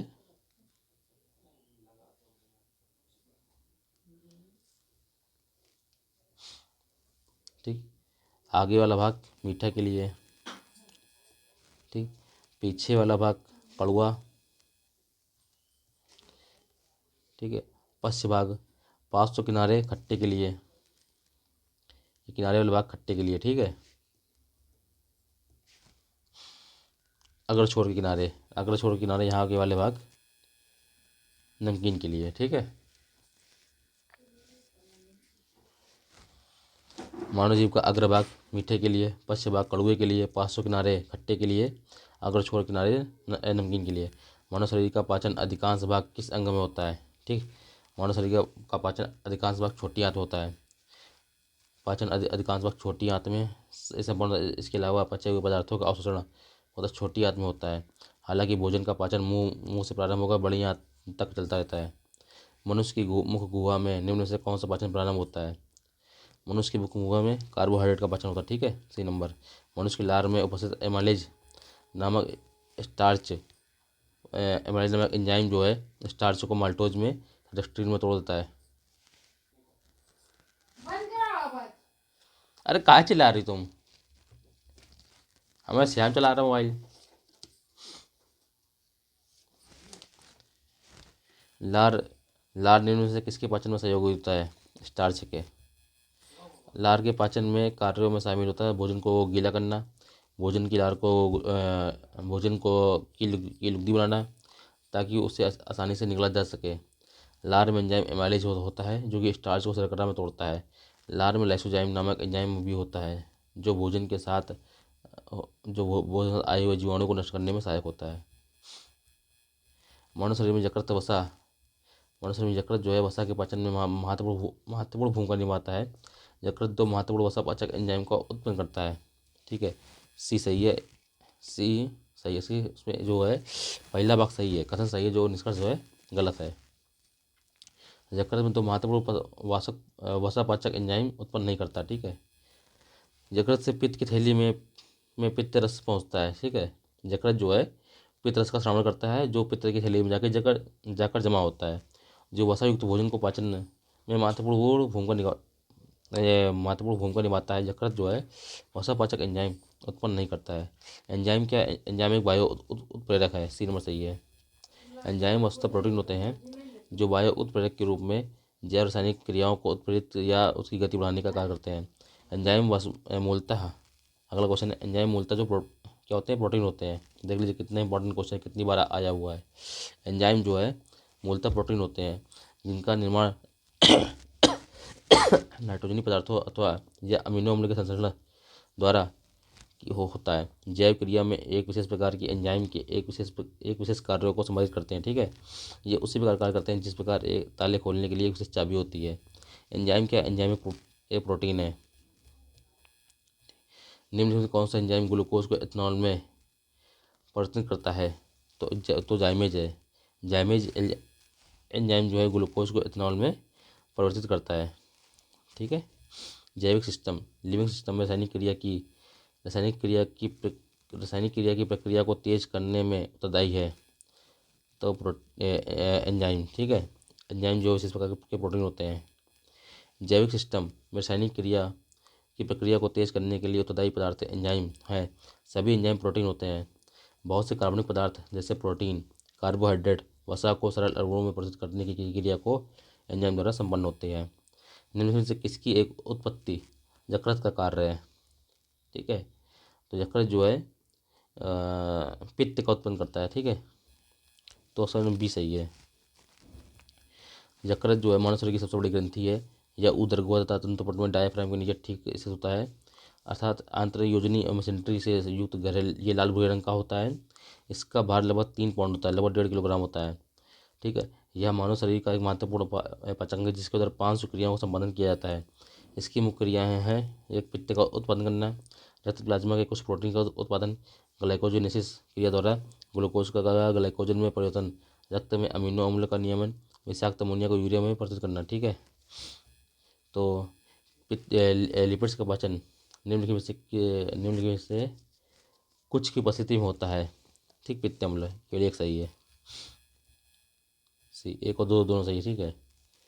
ठीक है, लिपिड्स, तो लिपिड्स का पाचन जो है पित्त और लाइपेज दोनों के कारण होता है। हमारे भोजन सामग्री में अधिकांश लिपिड सरल वसाओं और ट्राइग्लिसराइड के रूप में होते हैं। लिपिड्स के पाचन में लाइपेज नामक एंजाइम की महत्वपूर्ण भूमिका होती है। यह लिपिड्स को वसी अम्लों और मोनोग्लिसराइड में विखंडित कर देते हैं। ठीक है, ये लिपिड्स को वसी अम्लों मोनोग्लिसराइड में विखंडित कर देते हैं। लाइपेज एंजाइम जो है प्राकृतिक रूप से अग्नाशय एवं अमाशय से स्रावित होने वाले रस में उपस्थित होता है। पित्त में कोई पाचक एंजाइम नहीं होता, फिर भी यह लिपिड्स के पाचन या अवशोषण में सहायक होता है। ठीक है, और यह वसा का इमल्सीकरण करता है। पेप्सिन नामक एंजाइम प्रोटीन के पाचन में सहायक है। ठीक है, तो लिपिड्स का पाचन किसके किसके द्वारा होता है? पित्त अम्ल और लाइपेज। ठीक, लाइपेज कहाँ से निकलता है? लाइपेज जो अग्नाशय रस से निकलता है, और पित्त अम्ल जो है यकृत से निकलता है। ठीक, एंजाइम लाइपेज का स्रोत है, जो एंजाइम लाइपेज का स्रोत है वो अग्नाशय है। बी नंबर सही है। ठीक, मानव तंत्र में निम्नलिखित में से कौन सा एक पाचक एंजाइम नहीं है? कौन सा एक पाचक एंजाइम नहीं है? Trypsin, ptyalin, pepsin, gastrin. Gastrin जो है पाचक एंजाइम नहीं है। ट्रिप्सिन, टाइलिन और पेप्सिन ये पाचक एंजाइम है जिनका स्राव अग्नाशय, ट्रिप्सिन का स्राव अग्नाशय से, टाइलिन जो लाल ग्रंथि से में निकलता है, पेप्सिन जो है अमाशय से निकलता है। ठीक है, जो अब यहाँ देख लो, ट्रिप्सिन जो है अग्नाशय से, टाइलिन लाल ग्रंथि से। ट्रिप्सिन अग्नाशय से, टाइलिन लाल ग्रंथि से, पेप्सिन जो है अमाशय से निकलता है। ठीक, ट्रिप्सिन एक पेप्टाइड है जो पेप्टाइड को तोड़ने का कार्य करता है। टाइलिन एक नामक एंजाइम जो लार में पाया जाता है जो मंड को माल्टोज तथा डेक्स्ट्रिन में तोड़ने का कार्य करता है। जब गैस्ट्रिन एक हार्मोन है जो कि अमाशय की जी कोशिकाओं अथवा गृहिणी द्वारा मुक्त होती है। यह अमाशय के गैस्ट्रिक अम्लों का श्रवण को उद्दीपित करती है। मानव शरीर में प्रोटीन का पाचन निम्नलिखित में से किस अंग द्वारा होता है? तो प्रोटीन का पाचन जो है अमाशय द्वारा होता है। ठीक, किस अंग में? तो प्रोटीन का पाचन जो है अमाशय अंग में प्रारंभ होता है। मानव शरीर में प्रोटीन का पाचन अमाशय में प्रारंभ होता है। हालांकि पाचन का अधिकांश भाग छोटी आंत में संपन्न होता है। ठीक है, तब पचे हुए पदार्थों का अवशोषण भी छोटी आंत में ही होता है। हमारे शरीर में सभी भी प्रोटीन का पाचन केवल क्षुद्रांत में होता है। गलत। अग्नाशय से प्रोटीन का पाचन करने वाली एंजाइम क्षुद्रांत को में छोड़ा जाता है। डी, ये गलत परंतु आर सही है। ठीक है, आहार नाली में प्रोटीन का पाचन अमाशय में ही प्रारंभ होता है, जिसके लिए जो है जठरस में पेप्सिन नामक एंजाइम, ठीक है, पेप्सिन नामक एंजाइम जो भोजन के प्रोटीन को पेप्टोन में बदल लेती है। अमाशय के पश्चात भोजन जब गृहिणी में पहुंचता है तो अग्नाशय द्वारा अग्नाशयी रस भोजन से मिल जाता है। ठीक है, इससे प्रोटीन के पाचन के लिए ट्रिप्सिन नामक एंजाइम होता है जो कि प्रोटीन को पॉलीपेप्टाइड में परिवर्तित कर देता है। ठीक, प्रोटीन के पाचन में सहायक एंजाइम है, तो प्रोटीन के पाचन में सहायक एंजाइम कौन सा है? ठीक, ट्रिप्सिन है। स्टार्च को जल अपघटन से ग्लूकोज बनाने वाले एंजाइम है एमाइलेज है। ठीक है, एमाइलेज नामक एंजाइम का स्राव लाल ग्रंथियों तथा अग्नाशय द्वारा किया जाता है। ठीक है, जो कि भोजन में स्टार्च को जल अपघटन से ग्लूकोज में निर्मित करता है। कौन से परिवर्तन में एंजाइम जो है ट्रिप्सिन उत्प्रेरक का कार्य करता है? ठीक, प्रोटीन को पेप्टाइड में तोड़ना है। ठीक है, सी नंबर, प्रोटीन को अमीनो अम्ल में। ठीक, कौन सा परिवर्तन जो है एंजाइम ट्रिप्सिन उत्प्रेरक का कार्य करता है? तो प्रोटीन को अमीनो अम्ल में। ट्रिप्सिन नामक एंजाइम का स्राव अग्नाशय द्वारा होता है। ठीक है, जो कि प्रोटीन को अमीनो अम्ल में परिवर्तित करके उत्प्रेरक का कार्य करता है। ठीक, अग्नाशय कैसी ग्रंथि है? अग्नाशय एक मिश्रित ग्रंथि है जो कि हार्मोन्स और पाचक रस का स्राव करती है। ठीक है, पाचक रस एक क्षारी होता है, ठीक, इसे जिन्हें अग्नाशय रस्सी कहा जाता है। मानव शरीर में पुच्छ अपेंडिक्स जैसी कौन सी संरचना से संलग्न होती है? जो पुच्छ जो वृद्धांत्र से संलग्न होती है, ठीक है। और जो अपेंडिक्स है ये बड़ी आंत का हिस्सा होती है। मानव शरीर में स्थित अपेंडिक्स कृमि रूपी परिशिष्ट का एक अवशेषी अंग है। यह छोटी एवं बड़ी आंत के जोड़ के पास होती है, ठीक है। छोटी एवं बड़ी आंत के जोड़ के पास होती है। इसका आकार छोटे छोटे कृमि की तरह होता है, जो बड़ी आंत से सीकम द्वारा जुड़ा होता है। आरंभ में जीवन पूर्णतः शाकाहारी था। इसे सेल्यूलोज युक्त पत्तियों का पाचन के लिए इस अंग का उपयोग किया जाता था, ठीक है। जो अपेंडिक्स है सेल्यूलोज के पाचन में सहायक था। कालांतर में मानव सभ्यता के विकास के साथ मनुष्यों ने सर्वाहारी होने के कारण इस अंग का कार्य समाप्त हो गया है। इस प्रकार यह अंग वर्तमान समय में अवशेष मात्र रह गया, क्योंकि शाकाहारी जंतु गाय बैल इत्यादि सेल्यूलोज पाचन में ही पुच्छ आज भी विकसित अवस्था में है। मानव शरीर में क्षुद्रांत के तीन संरचनात्मक भागों की लंबाई का कौन सा क्रम हास्यवान है? मतलब सबसे बड़ा क्रम, इसका सबसे उससे छोटा, फिर उससे छोटा। तो मध्यांतर जो है सबसे बड़ा है, फिर के बाद गृहिणी होगा, फिर शेषांत्र, ठीक, शेषांत्र होगा, शेषांत्र, मध्यांतर, फिर गृहिणी, ठीक है। मनुष्य शरीर में क्षुद्रांत में छोटी आंत आहार नाल का एक भाग होती है, जो कि अमाशय और बड़ी आंत के मध्य स्थित होती है, ठीक है। इसमें अधिकांश भोजन का पाचन होता है, पचे हुए भोजन का अवशोषण किया जाता है। गृहिणी, ठीक, मध्यांत्र और शेषांत्र, जेजुनम और इलियम, ठीक। जो इलियम है, ठीक, वो 3.5 मीटर लंबी होती है, ठीक। जेजुनम 2.5 मीटर लंबी होती है, और गृहिणी जो है 25 सेंटीमीटर लंबी होती है, ठीक। छोटी आंत अत्यधिक कुंडलित नलिका होती है।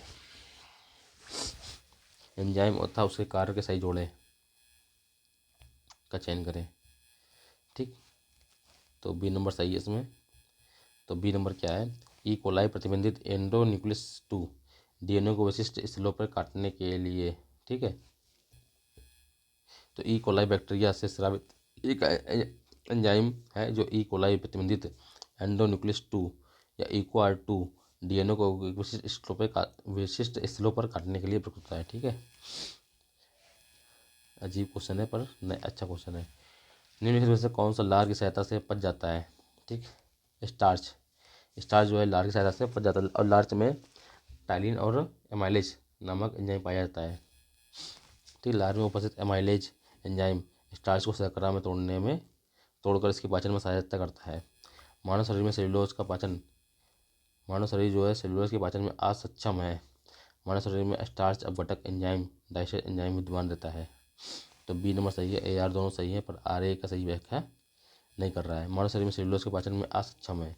ठीक, मनुष्य के पाचन में सेलुलोज को पचाने के लिए एंजाइम नहीं पाए जाते हैं, परंतु स्टार्च अपघटक एंजाइम लारिडास्टेज जो स्टार्च को माल्टोज में तोड़ता है, मनुष्य के लार में भी पाया जाता है, था दोनों कथन सही है, परंतु डायस्टेज की वजह से सेलुलोज का पाचन नहीं होगा। शरीर के आंतरिक ग्लूकोज ग्लाइकोजन में परिवर्तित होकर मर्डाइज रहता है। ग्लूकोज का ग्लाइकोजन में तो कहाँ मर्डाइज होता है? ग्लूकोज लीवर में, ठीक है। लीवर जो है ग्लूकोज को ग्लाइकोजन में परिवर्तित करके मर्डाइज रहता है। मानव शरीर की सबसे बड़ी ग्रंथि कौन सी? यकृत है, जिसका प्रमुख कार्य रक्त में उपस्थित अतिरिक्त ग्लूकोज को ग्लाइकोजन में परिवर्तित कर संचित रखना है, ठीक है। आवश्यकता अनुसार ग्लूकोजन ग्लूकोज में बदलकर शरीर की ऊर्जा प्रदान करता है। इस प्रकार यकृत जो है अतिरिक्त शर्करा एवं ऊर्जा का सामंजस्य बनाए रखता है। 10 दिनों से अधिक दिन उपवास रहने पर लीवर पर क्या प्रभाव पड़ेगा? ठीक है, लीवर में ग्लूकोज का स्तर कम हो जाएगा, लीवर में ग्लूकोज स्तर अधिक हो जाएगा, लीवर में ट्राइग्लिसराइड घटने लगता है, तो लीवर में क्या हो जाएगा? तो लीवर में ग्लूकोज का स्तर कम हो जाएगा। 10 दिनों से अधिक उपवास की स्थिति में रहने पर लीवर में ग्लूकोज का स्तर कम हो जाएगा। यकृत एवं मांसपेशी में ऊर्जा जमा होती है। ठीक, यकृत और मांसपेशी में ऊर्जा यकृत, ठीक है, यकृत की बात कर रहा है ग्लाइकोजन के रूप में, ठीक है। शरीर की कोशिकाओं को कार्य करने के लिए ऊर्जा की आवश्यकता होती है। यह ऊर्जा शुगर, वसा, प्रोटीन की रासायनिक क्रियाओं से प्राप्त होती है। शुगर में शुगर शरीर में ग्लूकोज के रूप में परिवर्तित हो जाती है। यह एक सरल शर्करा है। यह अवशोषित होकर रक्त से विभिन्न अंगों और ऊतकों में पहुंच जाती है। यकृत मांसपेशियों में मुख्यतः ग्लूकोज ऊर्जा और ग्लाइकोजन के रूप में जमा होता है। मानव शरीर की सबसे बड़ी ग्रंथि कौन सी है? तो मानव शरीर की सबसे बड़ी ग्रंथि कौन सी? लीवर ग्रंथि है। ठीक है, लीवर जो है मानव शरीर की सबसे बड़ी ग्रंथि। इसका भार जो है 1.5 किलोग्राम होता है लगभग। और यह जो है लाल भूरे रंग का होता है। ठीक है,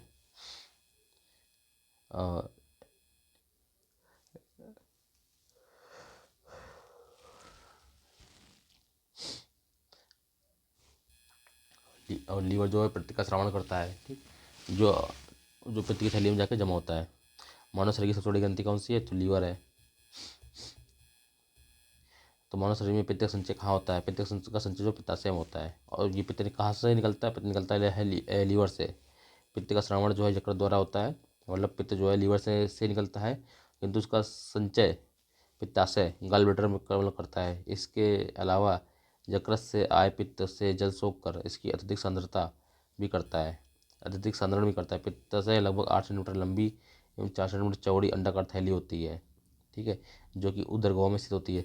शरीर के किस भाग में पित्त का निर्माण होता है? तो लीवर में। तो लीवर से पित्त का निर्माण होता है। और संचय कहाँ होता है? पित्त की थैली में संचय होता है। तो पित्ताशय से में उपस्थित पत्थर में से किसका पाचन प्रभावित होता है? ठीक है, तो वसा। तो पित्ताशय में उपस्थित जो पत्थर होता है तो वसा के पाचन में को प्रभावित करता है। पित्ताशय यकृत से उत्पन्न पित्त का भंडारण करता है। पित्ताशय के अंदर पित्त अवयव संघनन से बना हुआ रवाकृत जमा हुई पित्त के पित्त की पथरी होती है। पित्त की पथरी वसायुक्त भोजन के पाचन में समस्या उत्पन्न करती है। सामान्य मानव के संदर्भ में निम्न कथनों पर विचार कीजिए। HCl की मौजूदगी अनुक्रिया के रूप में ग्रहणी से सिक्रेटिन तक उत्पन्न होती है। सिक्रेटिन उत्पन्न होती है। वसी अम्लों में मौजूदगी अनुक्रिया के रूप में क्षुद्रांश से एंटेरोग्लिसरॉल उत्पन्न होता है। तो सी नंबर सही है, एक और दो दोनों सही है। सिक्रेटिन नामक हार्मोन का स्रावण कायम की अम्लता से प्रोत्साहित होता है, जो कि जठरी श्रावण को रोकता है। क्षुद्रांत द्वारा एंटेरोगेस्ट्रॉन नामक हार्मोन का स्रावण होता है। ठीक, निम्न में से कौन सा एंजाइम प्रोटीन को अमीनो अम्ल में विघटित करता है? कौन सा एंजाइम प्रोटीन को अमीनो अम्ल में विघटित करता है? तो पेप्सिन जो है, और पेप्सिन एंजाइम जो है प्रोटीन को अमीनो अम्ल में तोड़ता है। पेप्सिन का श्रावण कहाँ होता है? पेप्सिन जो है अमाशय से में श्रावण होता है। ठीक है, और प्रोटीन के पाचन का आरंभ अमाशय में होता है। ठीक है, अमाशय में पेप्सिन नामक एंजाइम प्रोटीन के छोटे छोटे पॉलीपेप्टाइड और उसके घटकों अमीनो अम्ल में विघटित करता है। मैचिंग कराना है। ठीक, टाइलिन जो है स्टार्च को मतलब तोड़ता है। पेप्सिन प्रोटीन को बचाता है। रेनिन ऑक्सीटोसिन रक्त में एंजियोटेंसिन में बदलता है। मिश्रण, तो ऑक्सीटोसिन जो है मिश्रण पेशियों में सिकुड़न से प्रेरित होता है। रेनिन रक्त में एंजियोटेंसिनोजन को एंजियोटेंसिन में बदलता है।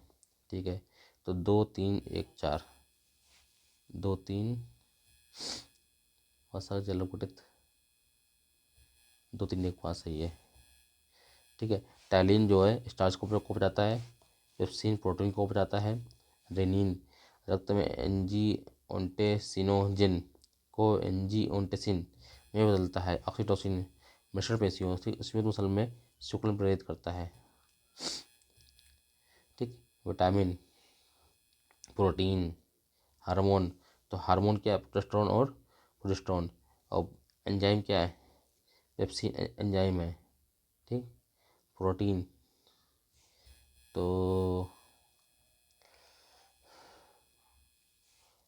ठीक,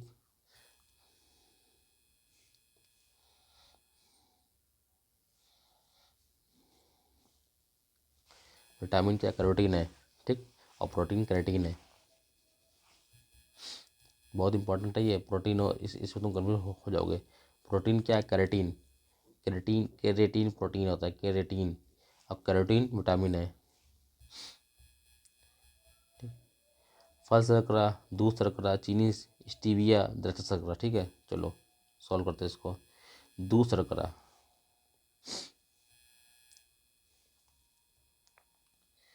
ठीक, दूध शर्करा। तो दूध में क्या होता है? लैक्टोज। ठीक। चीनी शर्करा, तो फल शर्करा में होता है फ्रक्टोज। स्टीविया, चीनी शर्करा होता है ग्लूकोज। तो बी का 1, सी का 5 और ए का 4।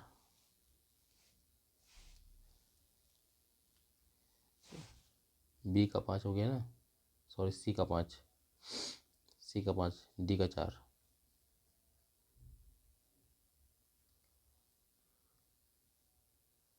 बी का 1, ठीक, ए सी नंबर सही है, ठीक है। ए का 4, ठीक। दस शर्करा ग्लूकोज, फल शर्करा फ्रक्टोज, और दूध शर्करा लैक्टोज, चीनी, चीनी जो है सुक्रोज, स्टीविया प्राकृतिक स्वीटनर, ठीक है। सी नंबर सही है इसका। दस शर्करा ग्लूकोज, फल शर्करा फ्रक्टोज, दूध शर्करा लैक्टोज, चीनी सुक्रोज, स्टीविया प्राकृतिक स्वीटनर। ग्लूकोज का इसका सूत्र है C6, ग्लूकोज का सूत्र है C6H12O6, ठीक है। ग्लूकोज एक सरल कार्बोहाइड्रेट है जिसका संयुक्त C6H12O6 होता है। यह जल एसिटिक अम्ल तथा अन्य विलायकों में घुलनशील होता है। यह स्वाद में मीठा होता है, ठीक। अगला चैप्टर है विटामिन और एवं पोषण, ठीक।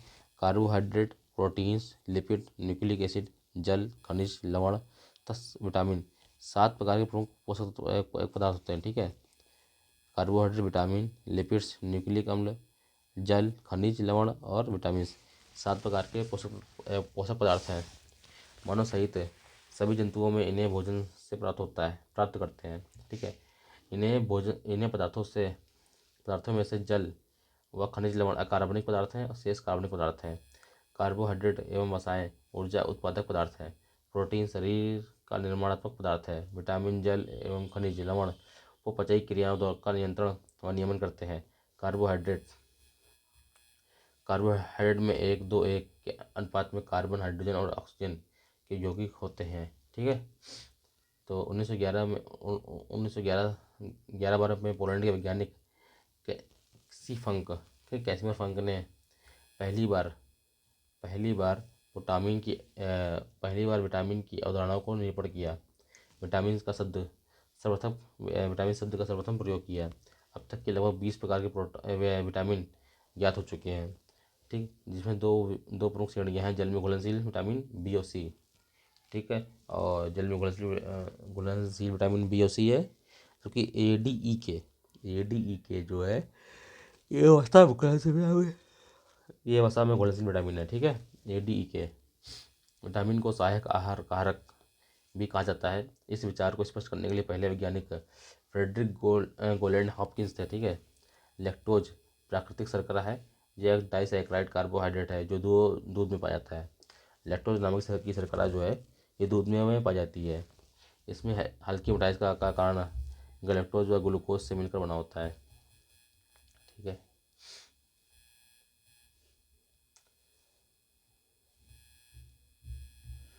तो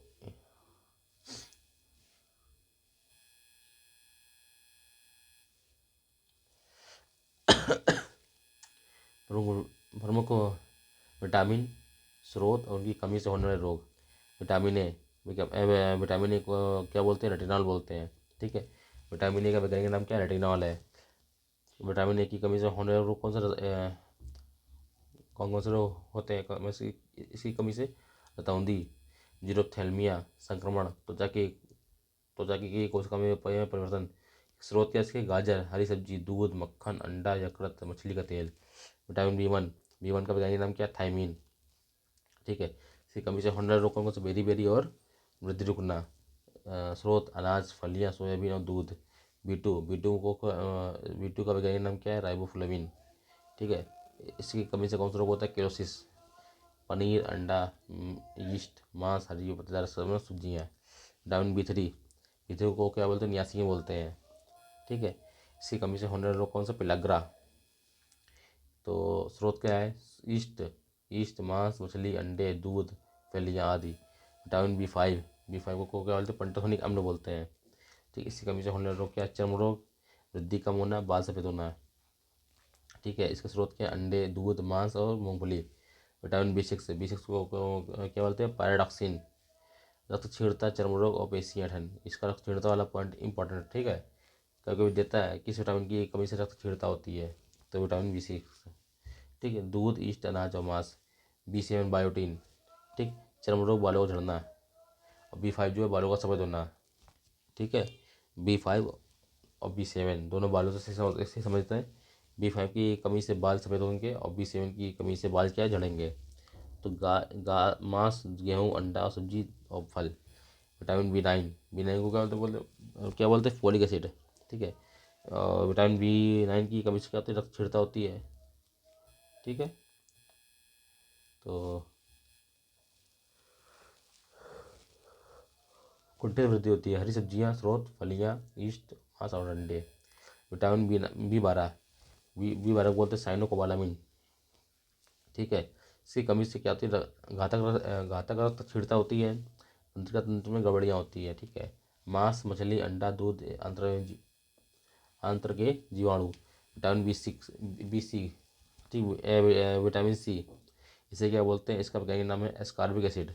ठीक है, स्कर्वी रोग, विटामिन सी की कमी से स्कर्वी रोग होता है। आंवला, नींबू, उसके फल, टमाटर, सब्जियाँ। विटामिन डी का वैज्ञानिक नाम क्या है, कैल्सीफेरॉल। सूखा रोग, इसकी कमी से क्या होता है, सूखा रोग होता है। ऑस्टियो में ऑस्टियोमेलेसिया। ठीक, इसका स्रोत क्या है, मक्खन, मछली का तेल, अंडा, सूर्य प्रकाश। विटामिन ई, इसका वैज्ञानिक नाम क्या है, टोकोफेरॉल। ठीक है, जनन क्षमता की कमी, जननांग और पेशियों में कमजोरी। ठीक, तेल, गेहूँ, अंडे की जर्दी, सोयाबीन।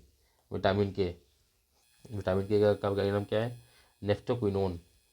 ठीक, चोट पर रक्त का थक्का न लगना, इसकी कमी से क्या होता है, चोट पर रक्त का थक्का न जमना। ठीक, हरी सब्जियाँ, अंडा, सोयाबीन आदि की बैक्टीरिया। चलो, विटामिन इंपॉर्टेंट चैप्टर है, इससे एक क्वेश्चन जरूर आता है। इस सारणी से, टेबल से एक क्वेश्चन पक्का है। विटामिन दे देगा, विटामिन इससे पूछेगा, वैज्ञानिक का नाम पूछेगा। ठीक है, और इसके होने वाले रोग पूछेंगे, ये बहुत इंपॉर्टेंट है। विटामिन ए, इसका वैज्ञानिक नाम क्या है, इसका वैज्ञानिक नाम है रेटिनॉल। ठीक, इसकी कमी से होने वाले रोग, रतौंधी, जीरोथैलेमिया, संक्रमण, त्वचा की कोशिकाओं में कोई परिवर्तन। ठीक है, स्रोत इसके हैं गाजर, हरी सब्जी, दूध, मक्खन, अंडा, मछली। ठीक है, विटामिन बी1, इसी इसका वैज्ञानिक नाम है थायमीन, बेरी, इसी कमी से एक कौन सा रोग होता है, बेरी होता है। ठीक है, और वृद्धि रुकना है। विटामिन बी टू, इसको बोलते हैं राइबोफ्लेविन बोलते हैं। ठीक, विटामिन बी टू का वैज्ञानिक नाम क्या है, राइबोफ्लेविन। ठीक, इसकी कमी से होता है कौन सा रोग होता है, क्लोसिस होता है। विटामिन बी थ्री, नियासिन बोलते हैं। बी3 को क्या बोलते हैं, नियासिन बोलते हैं। इसकी कमी से पेलाग्रा रोग होता है। बी5, पिंडोथोनिक पिंडोथोनिक अम्ल। ठीक है, चर्म रोग, वृद्धि रुकना, बालों का सफ़ेद होना। बी सिक्स का वैज्ञानिक नाम क्या, पैराडॉक्सिन, रक्त क्षीणता, चर्म रोग, पेशी ऐंठन। बी7, इसको बोलते हैं बायोटीन, बालों को झड़ना। ठीक, इसकी कमी से क्या होता है, बाल झड़ते हैं, चर्म रोग होते हैं। विटामिन बी9, फोलिक अम्ल, इसकी कमी से रक्त क्षीणता होती है और कृत्रिम बुद्धि एक कंट्रीब्यूट होती है। विटामिन बी विटामिन बी12। ठीक है, साइनोकोबालामिन, से घातक रक्त क्षीणता, तंत्रिका तंत्र की गड़बड़ियाँ हैं। Vitamin C, ascorbic acid. ठीक, इसका भी रोग होता है। विटामिन डी, कैल्सीफेरॉल, सूखा रोग। ठीक है, ऑस्टियोमेलेसिया। विटामिन ई, टेकोफेरॉल, जनन क्षमता में कमी, जननांग था पेशियाँ कमजोर। विटामिन के, नेफ्थेक्विनोन। ठीक, चोट लगने पर क्या होता है, रक्त रक्त का थक्का नहीं बनता।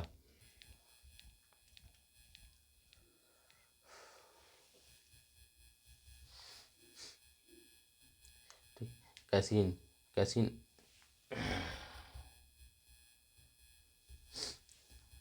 ठीक है, कैसीन एक फास्फो प्रोटीन है। ठीक है, कैसीन जो है एक फास्फोप्रोटीन है, ठीक, जो कि दूध में पाया जाता है। दूध में कैसीन नाम का प्रोटीन पाया जाता है। इसकी उपस्थिति के कारण दूध सफ़ेद रंग का होता है, ठीक। कैसीन की उपस्थिति के कारण दूध कैसे होता है, सफ़ेद रंग का होता है। दूध, गाय का दूध क्या है, हल्का पीला होता है, तो हल्का, जिसको बीटा कैरोटीन के कारण, तो गाय का दूध जो पीला होता है वो किसके कारण होता है, बीटा कैरोटीन के कारण होता है, ठीक है। दूध प्रोटीन को बचाने वाला एंजाइम कौन सा है, रेनिन, ठीक है। दूध की घुलनशीलता की प्रोटीन केसिन को अर्धशोष होता है, कम घुलनशील कैल्शियम पर कैसिनेट को में परिवर्तित कर दूध को दही में जमा देता है, ठीक है। शिशुओं में जठर रस में यह पाचक एंजाइम होता है, किंतु वयस्कों में इसका अभाव होता है। दूध में लैक्टोबैसिलस बैक्टीरिया के कारण खराब एवं खट्टा होता है। यह अति महत्वपूर्ण जीवाणु होता है जो कि पाचक नाल में पाया जाता है। ये मिल्क शुगर, ठीक, ये मिल्क शुगर को लैक्टिक अम्ल में बदल देते हैं। इसके कारण दूध खट्टा हो जाता है। दूध से दही, छाछ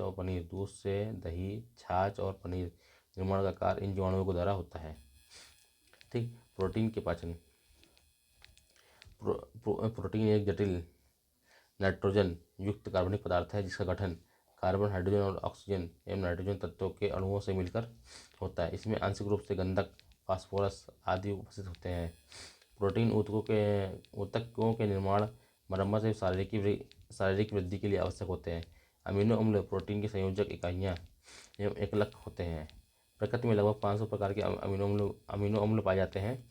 जीव द्रव्य में उपस्थित विभिन्न प्रकार के अमीनो अम्ल में केवल 20 प्रकार के अमीनो अम्ल ही प्रोटीन्स के एकलक होते हैं, ठीक है। इनमें से केवल 11 प्रकार के अमीनो अम्ल भोजन से भी प्राप्त होते हैं और शरीर की कोशिकाओं में भी बन सकते हैं। ये अनिवार्य अमीनो अम्ल कहलाते हैं। जो 9 प्रकार के अमीनो अम्ल हैं, मानव केवल भोजन से ही प्राप्त कर सकता है, इसलिए ये अनिवार्य अमीनो अम्ल कहलाते हैं। हिस्टिडीन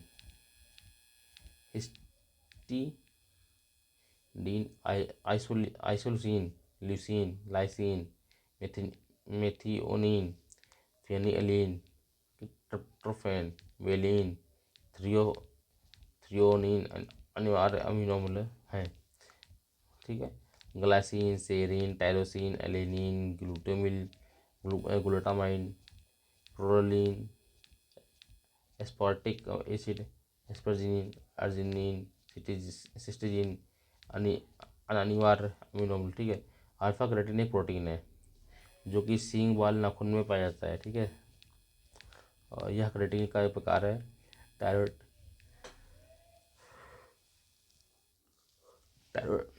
टायरोसिन जो है मस्तिष्क में adrenaline, epinephrine, non adrenaline, nor epinephrine और डोपामाइन आदि न्यूरोट्रांसमीटर्स का निर्माण करता है। दूध में लगभग 87% जल पाया जाता है, ठीक है। दूध में लगभग 87% जल पाया जाता है।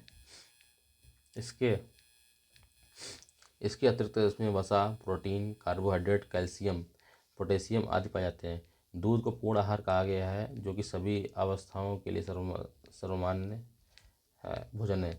सामान्य क्रियाशील महिला के लिए प्रोटीन की उपयुक्त दैनिक मात्रा 45 से 46 ग्राम, जबकि गर्भवती महिला और बच्चे को दूध पिलाने वाली महिला को इससे अधिक मात्रा में प्रोटीन की आवश्यकता होती है। दूध पिलाने वाली महिला को लगभग 65 से 70 ग्राम प्रोटीन की आवश्यकता होती है। मंड या स्टार्च सेलुलोज दोनों का वनस्पतिक उद्भव है या ग्लूकोज के अणुओं से निर्मित बहुलक है। स्टार्च आयोडीन घोल के साथ क्रिया करके नीला काला द्रव देता है, जबकि सेलुलोज इस प्रकार की प्रतिक्रिया नहीं देता है। पादपों के बीजों फलियों में स्टार्च अमाइलोपेक्टिन के रूप में उपस्थित होता है, ठीक। मानव शरीर की कोशिकाएं आवश्यक वसी अम्ल का संश्लेषण नहीं कर सकती। लिनोलिक अम्ल और अल्फा लिनोलिक अम्ल मानव स्वास्थ्य के लिए आवश्यक वसी अम्ल है, ठीक है।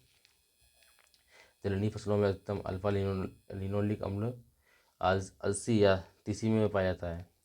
अल्फा लिनोलिक अम्ल एक ओमेगा 3 फैटी एसिड है जो रक्त नलिकाओं में वसा के जमाव को रोकने में सक्षम होता है। असंतृप्त वसा, ठीक है, की तुलना में अक्रियाशील होते हैं। संतृप्त वसाओं की तुलना में अपघ्राणशील होते हैं। इनके अणुओं में किन्हीं कार्बन परमाणुओं के मध्य दोहरे बंध होते हैं। संतृप्त वसाओं में दोहरे बंध नहीं होते हैं। बहु असंतृप्त वसा में अपघटन की दर काफ़ी धीमी होती है, ठीक, जिसके कारण ये संवहनी क्रिया में ऑक्सीजन के अधिक अणु ग्रहण कर लिए जाते हैं।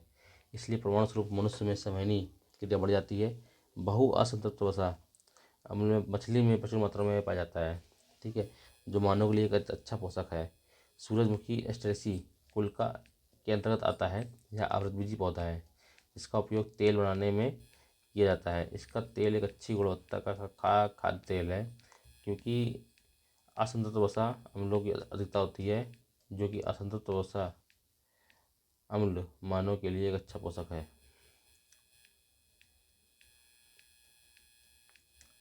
ठीक है।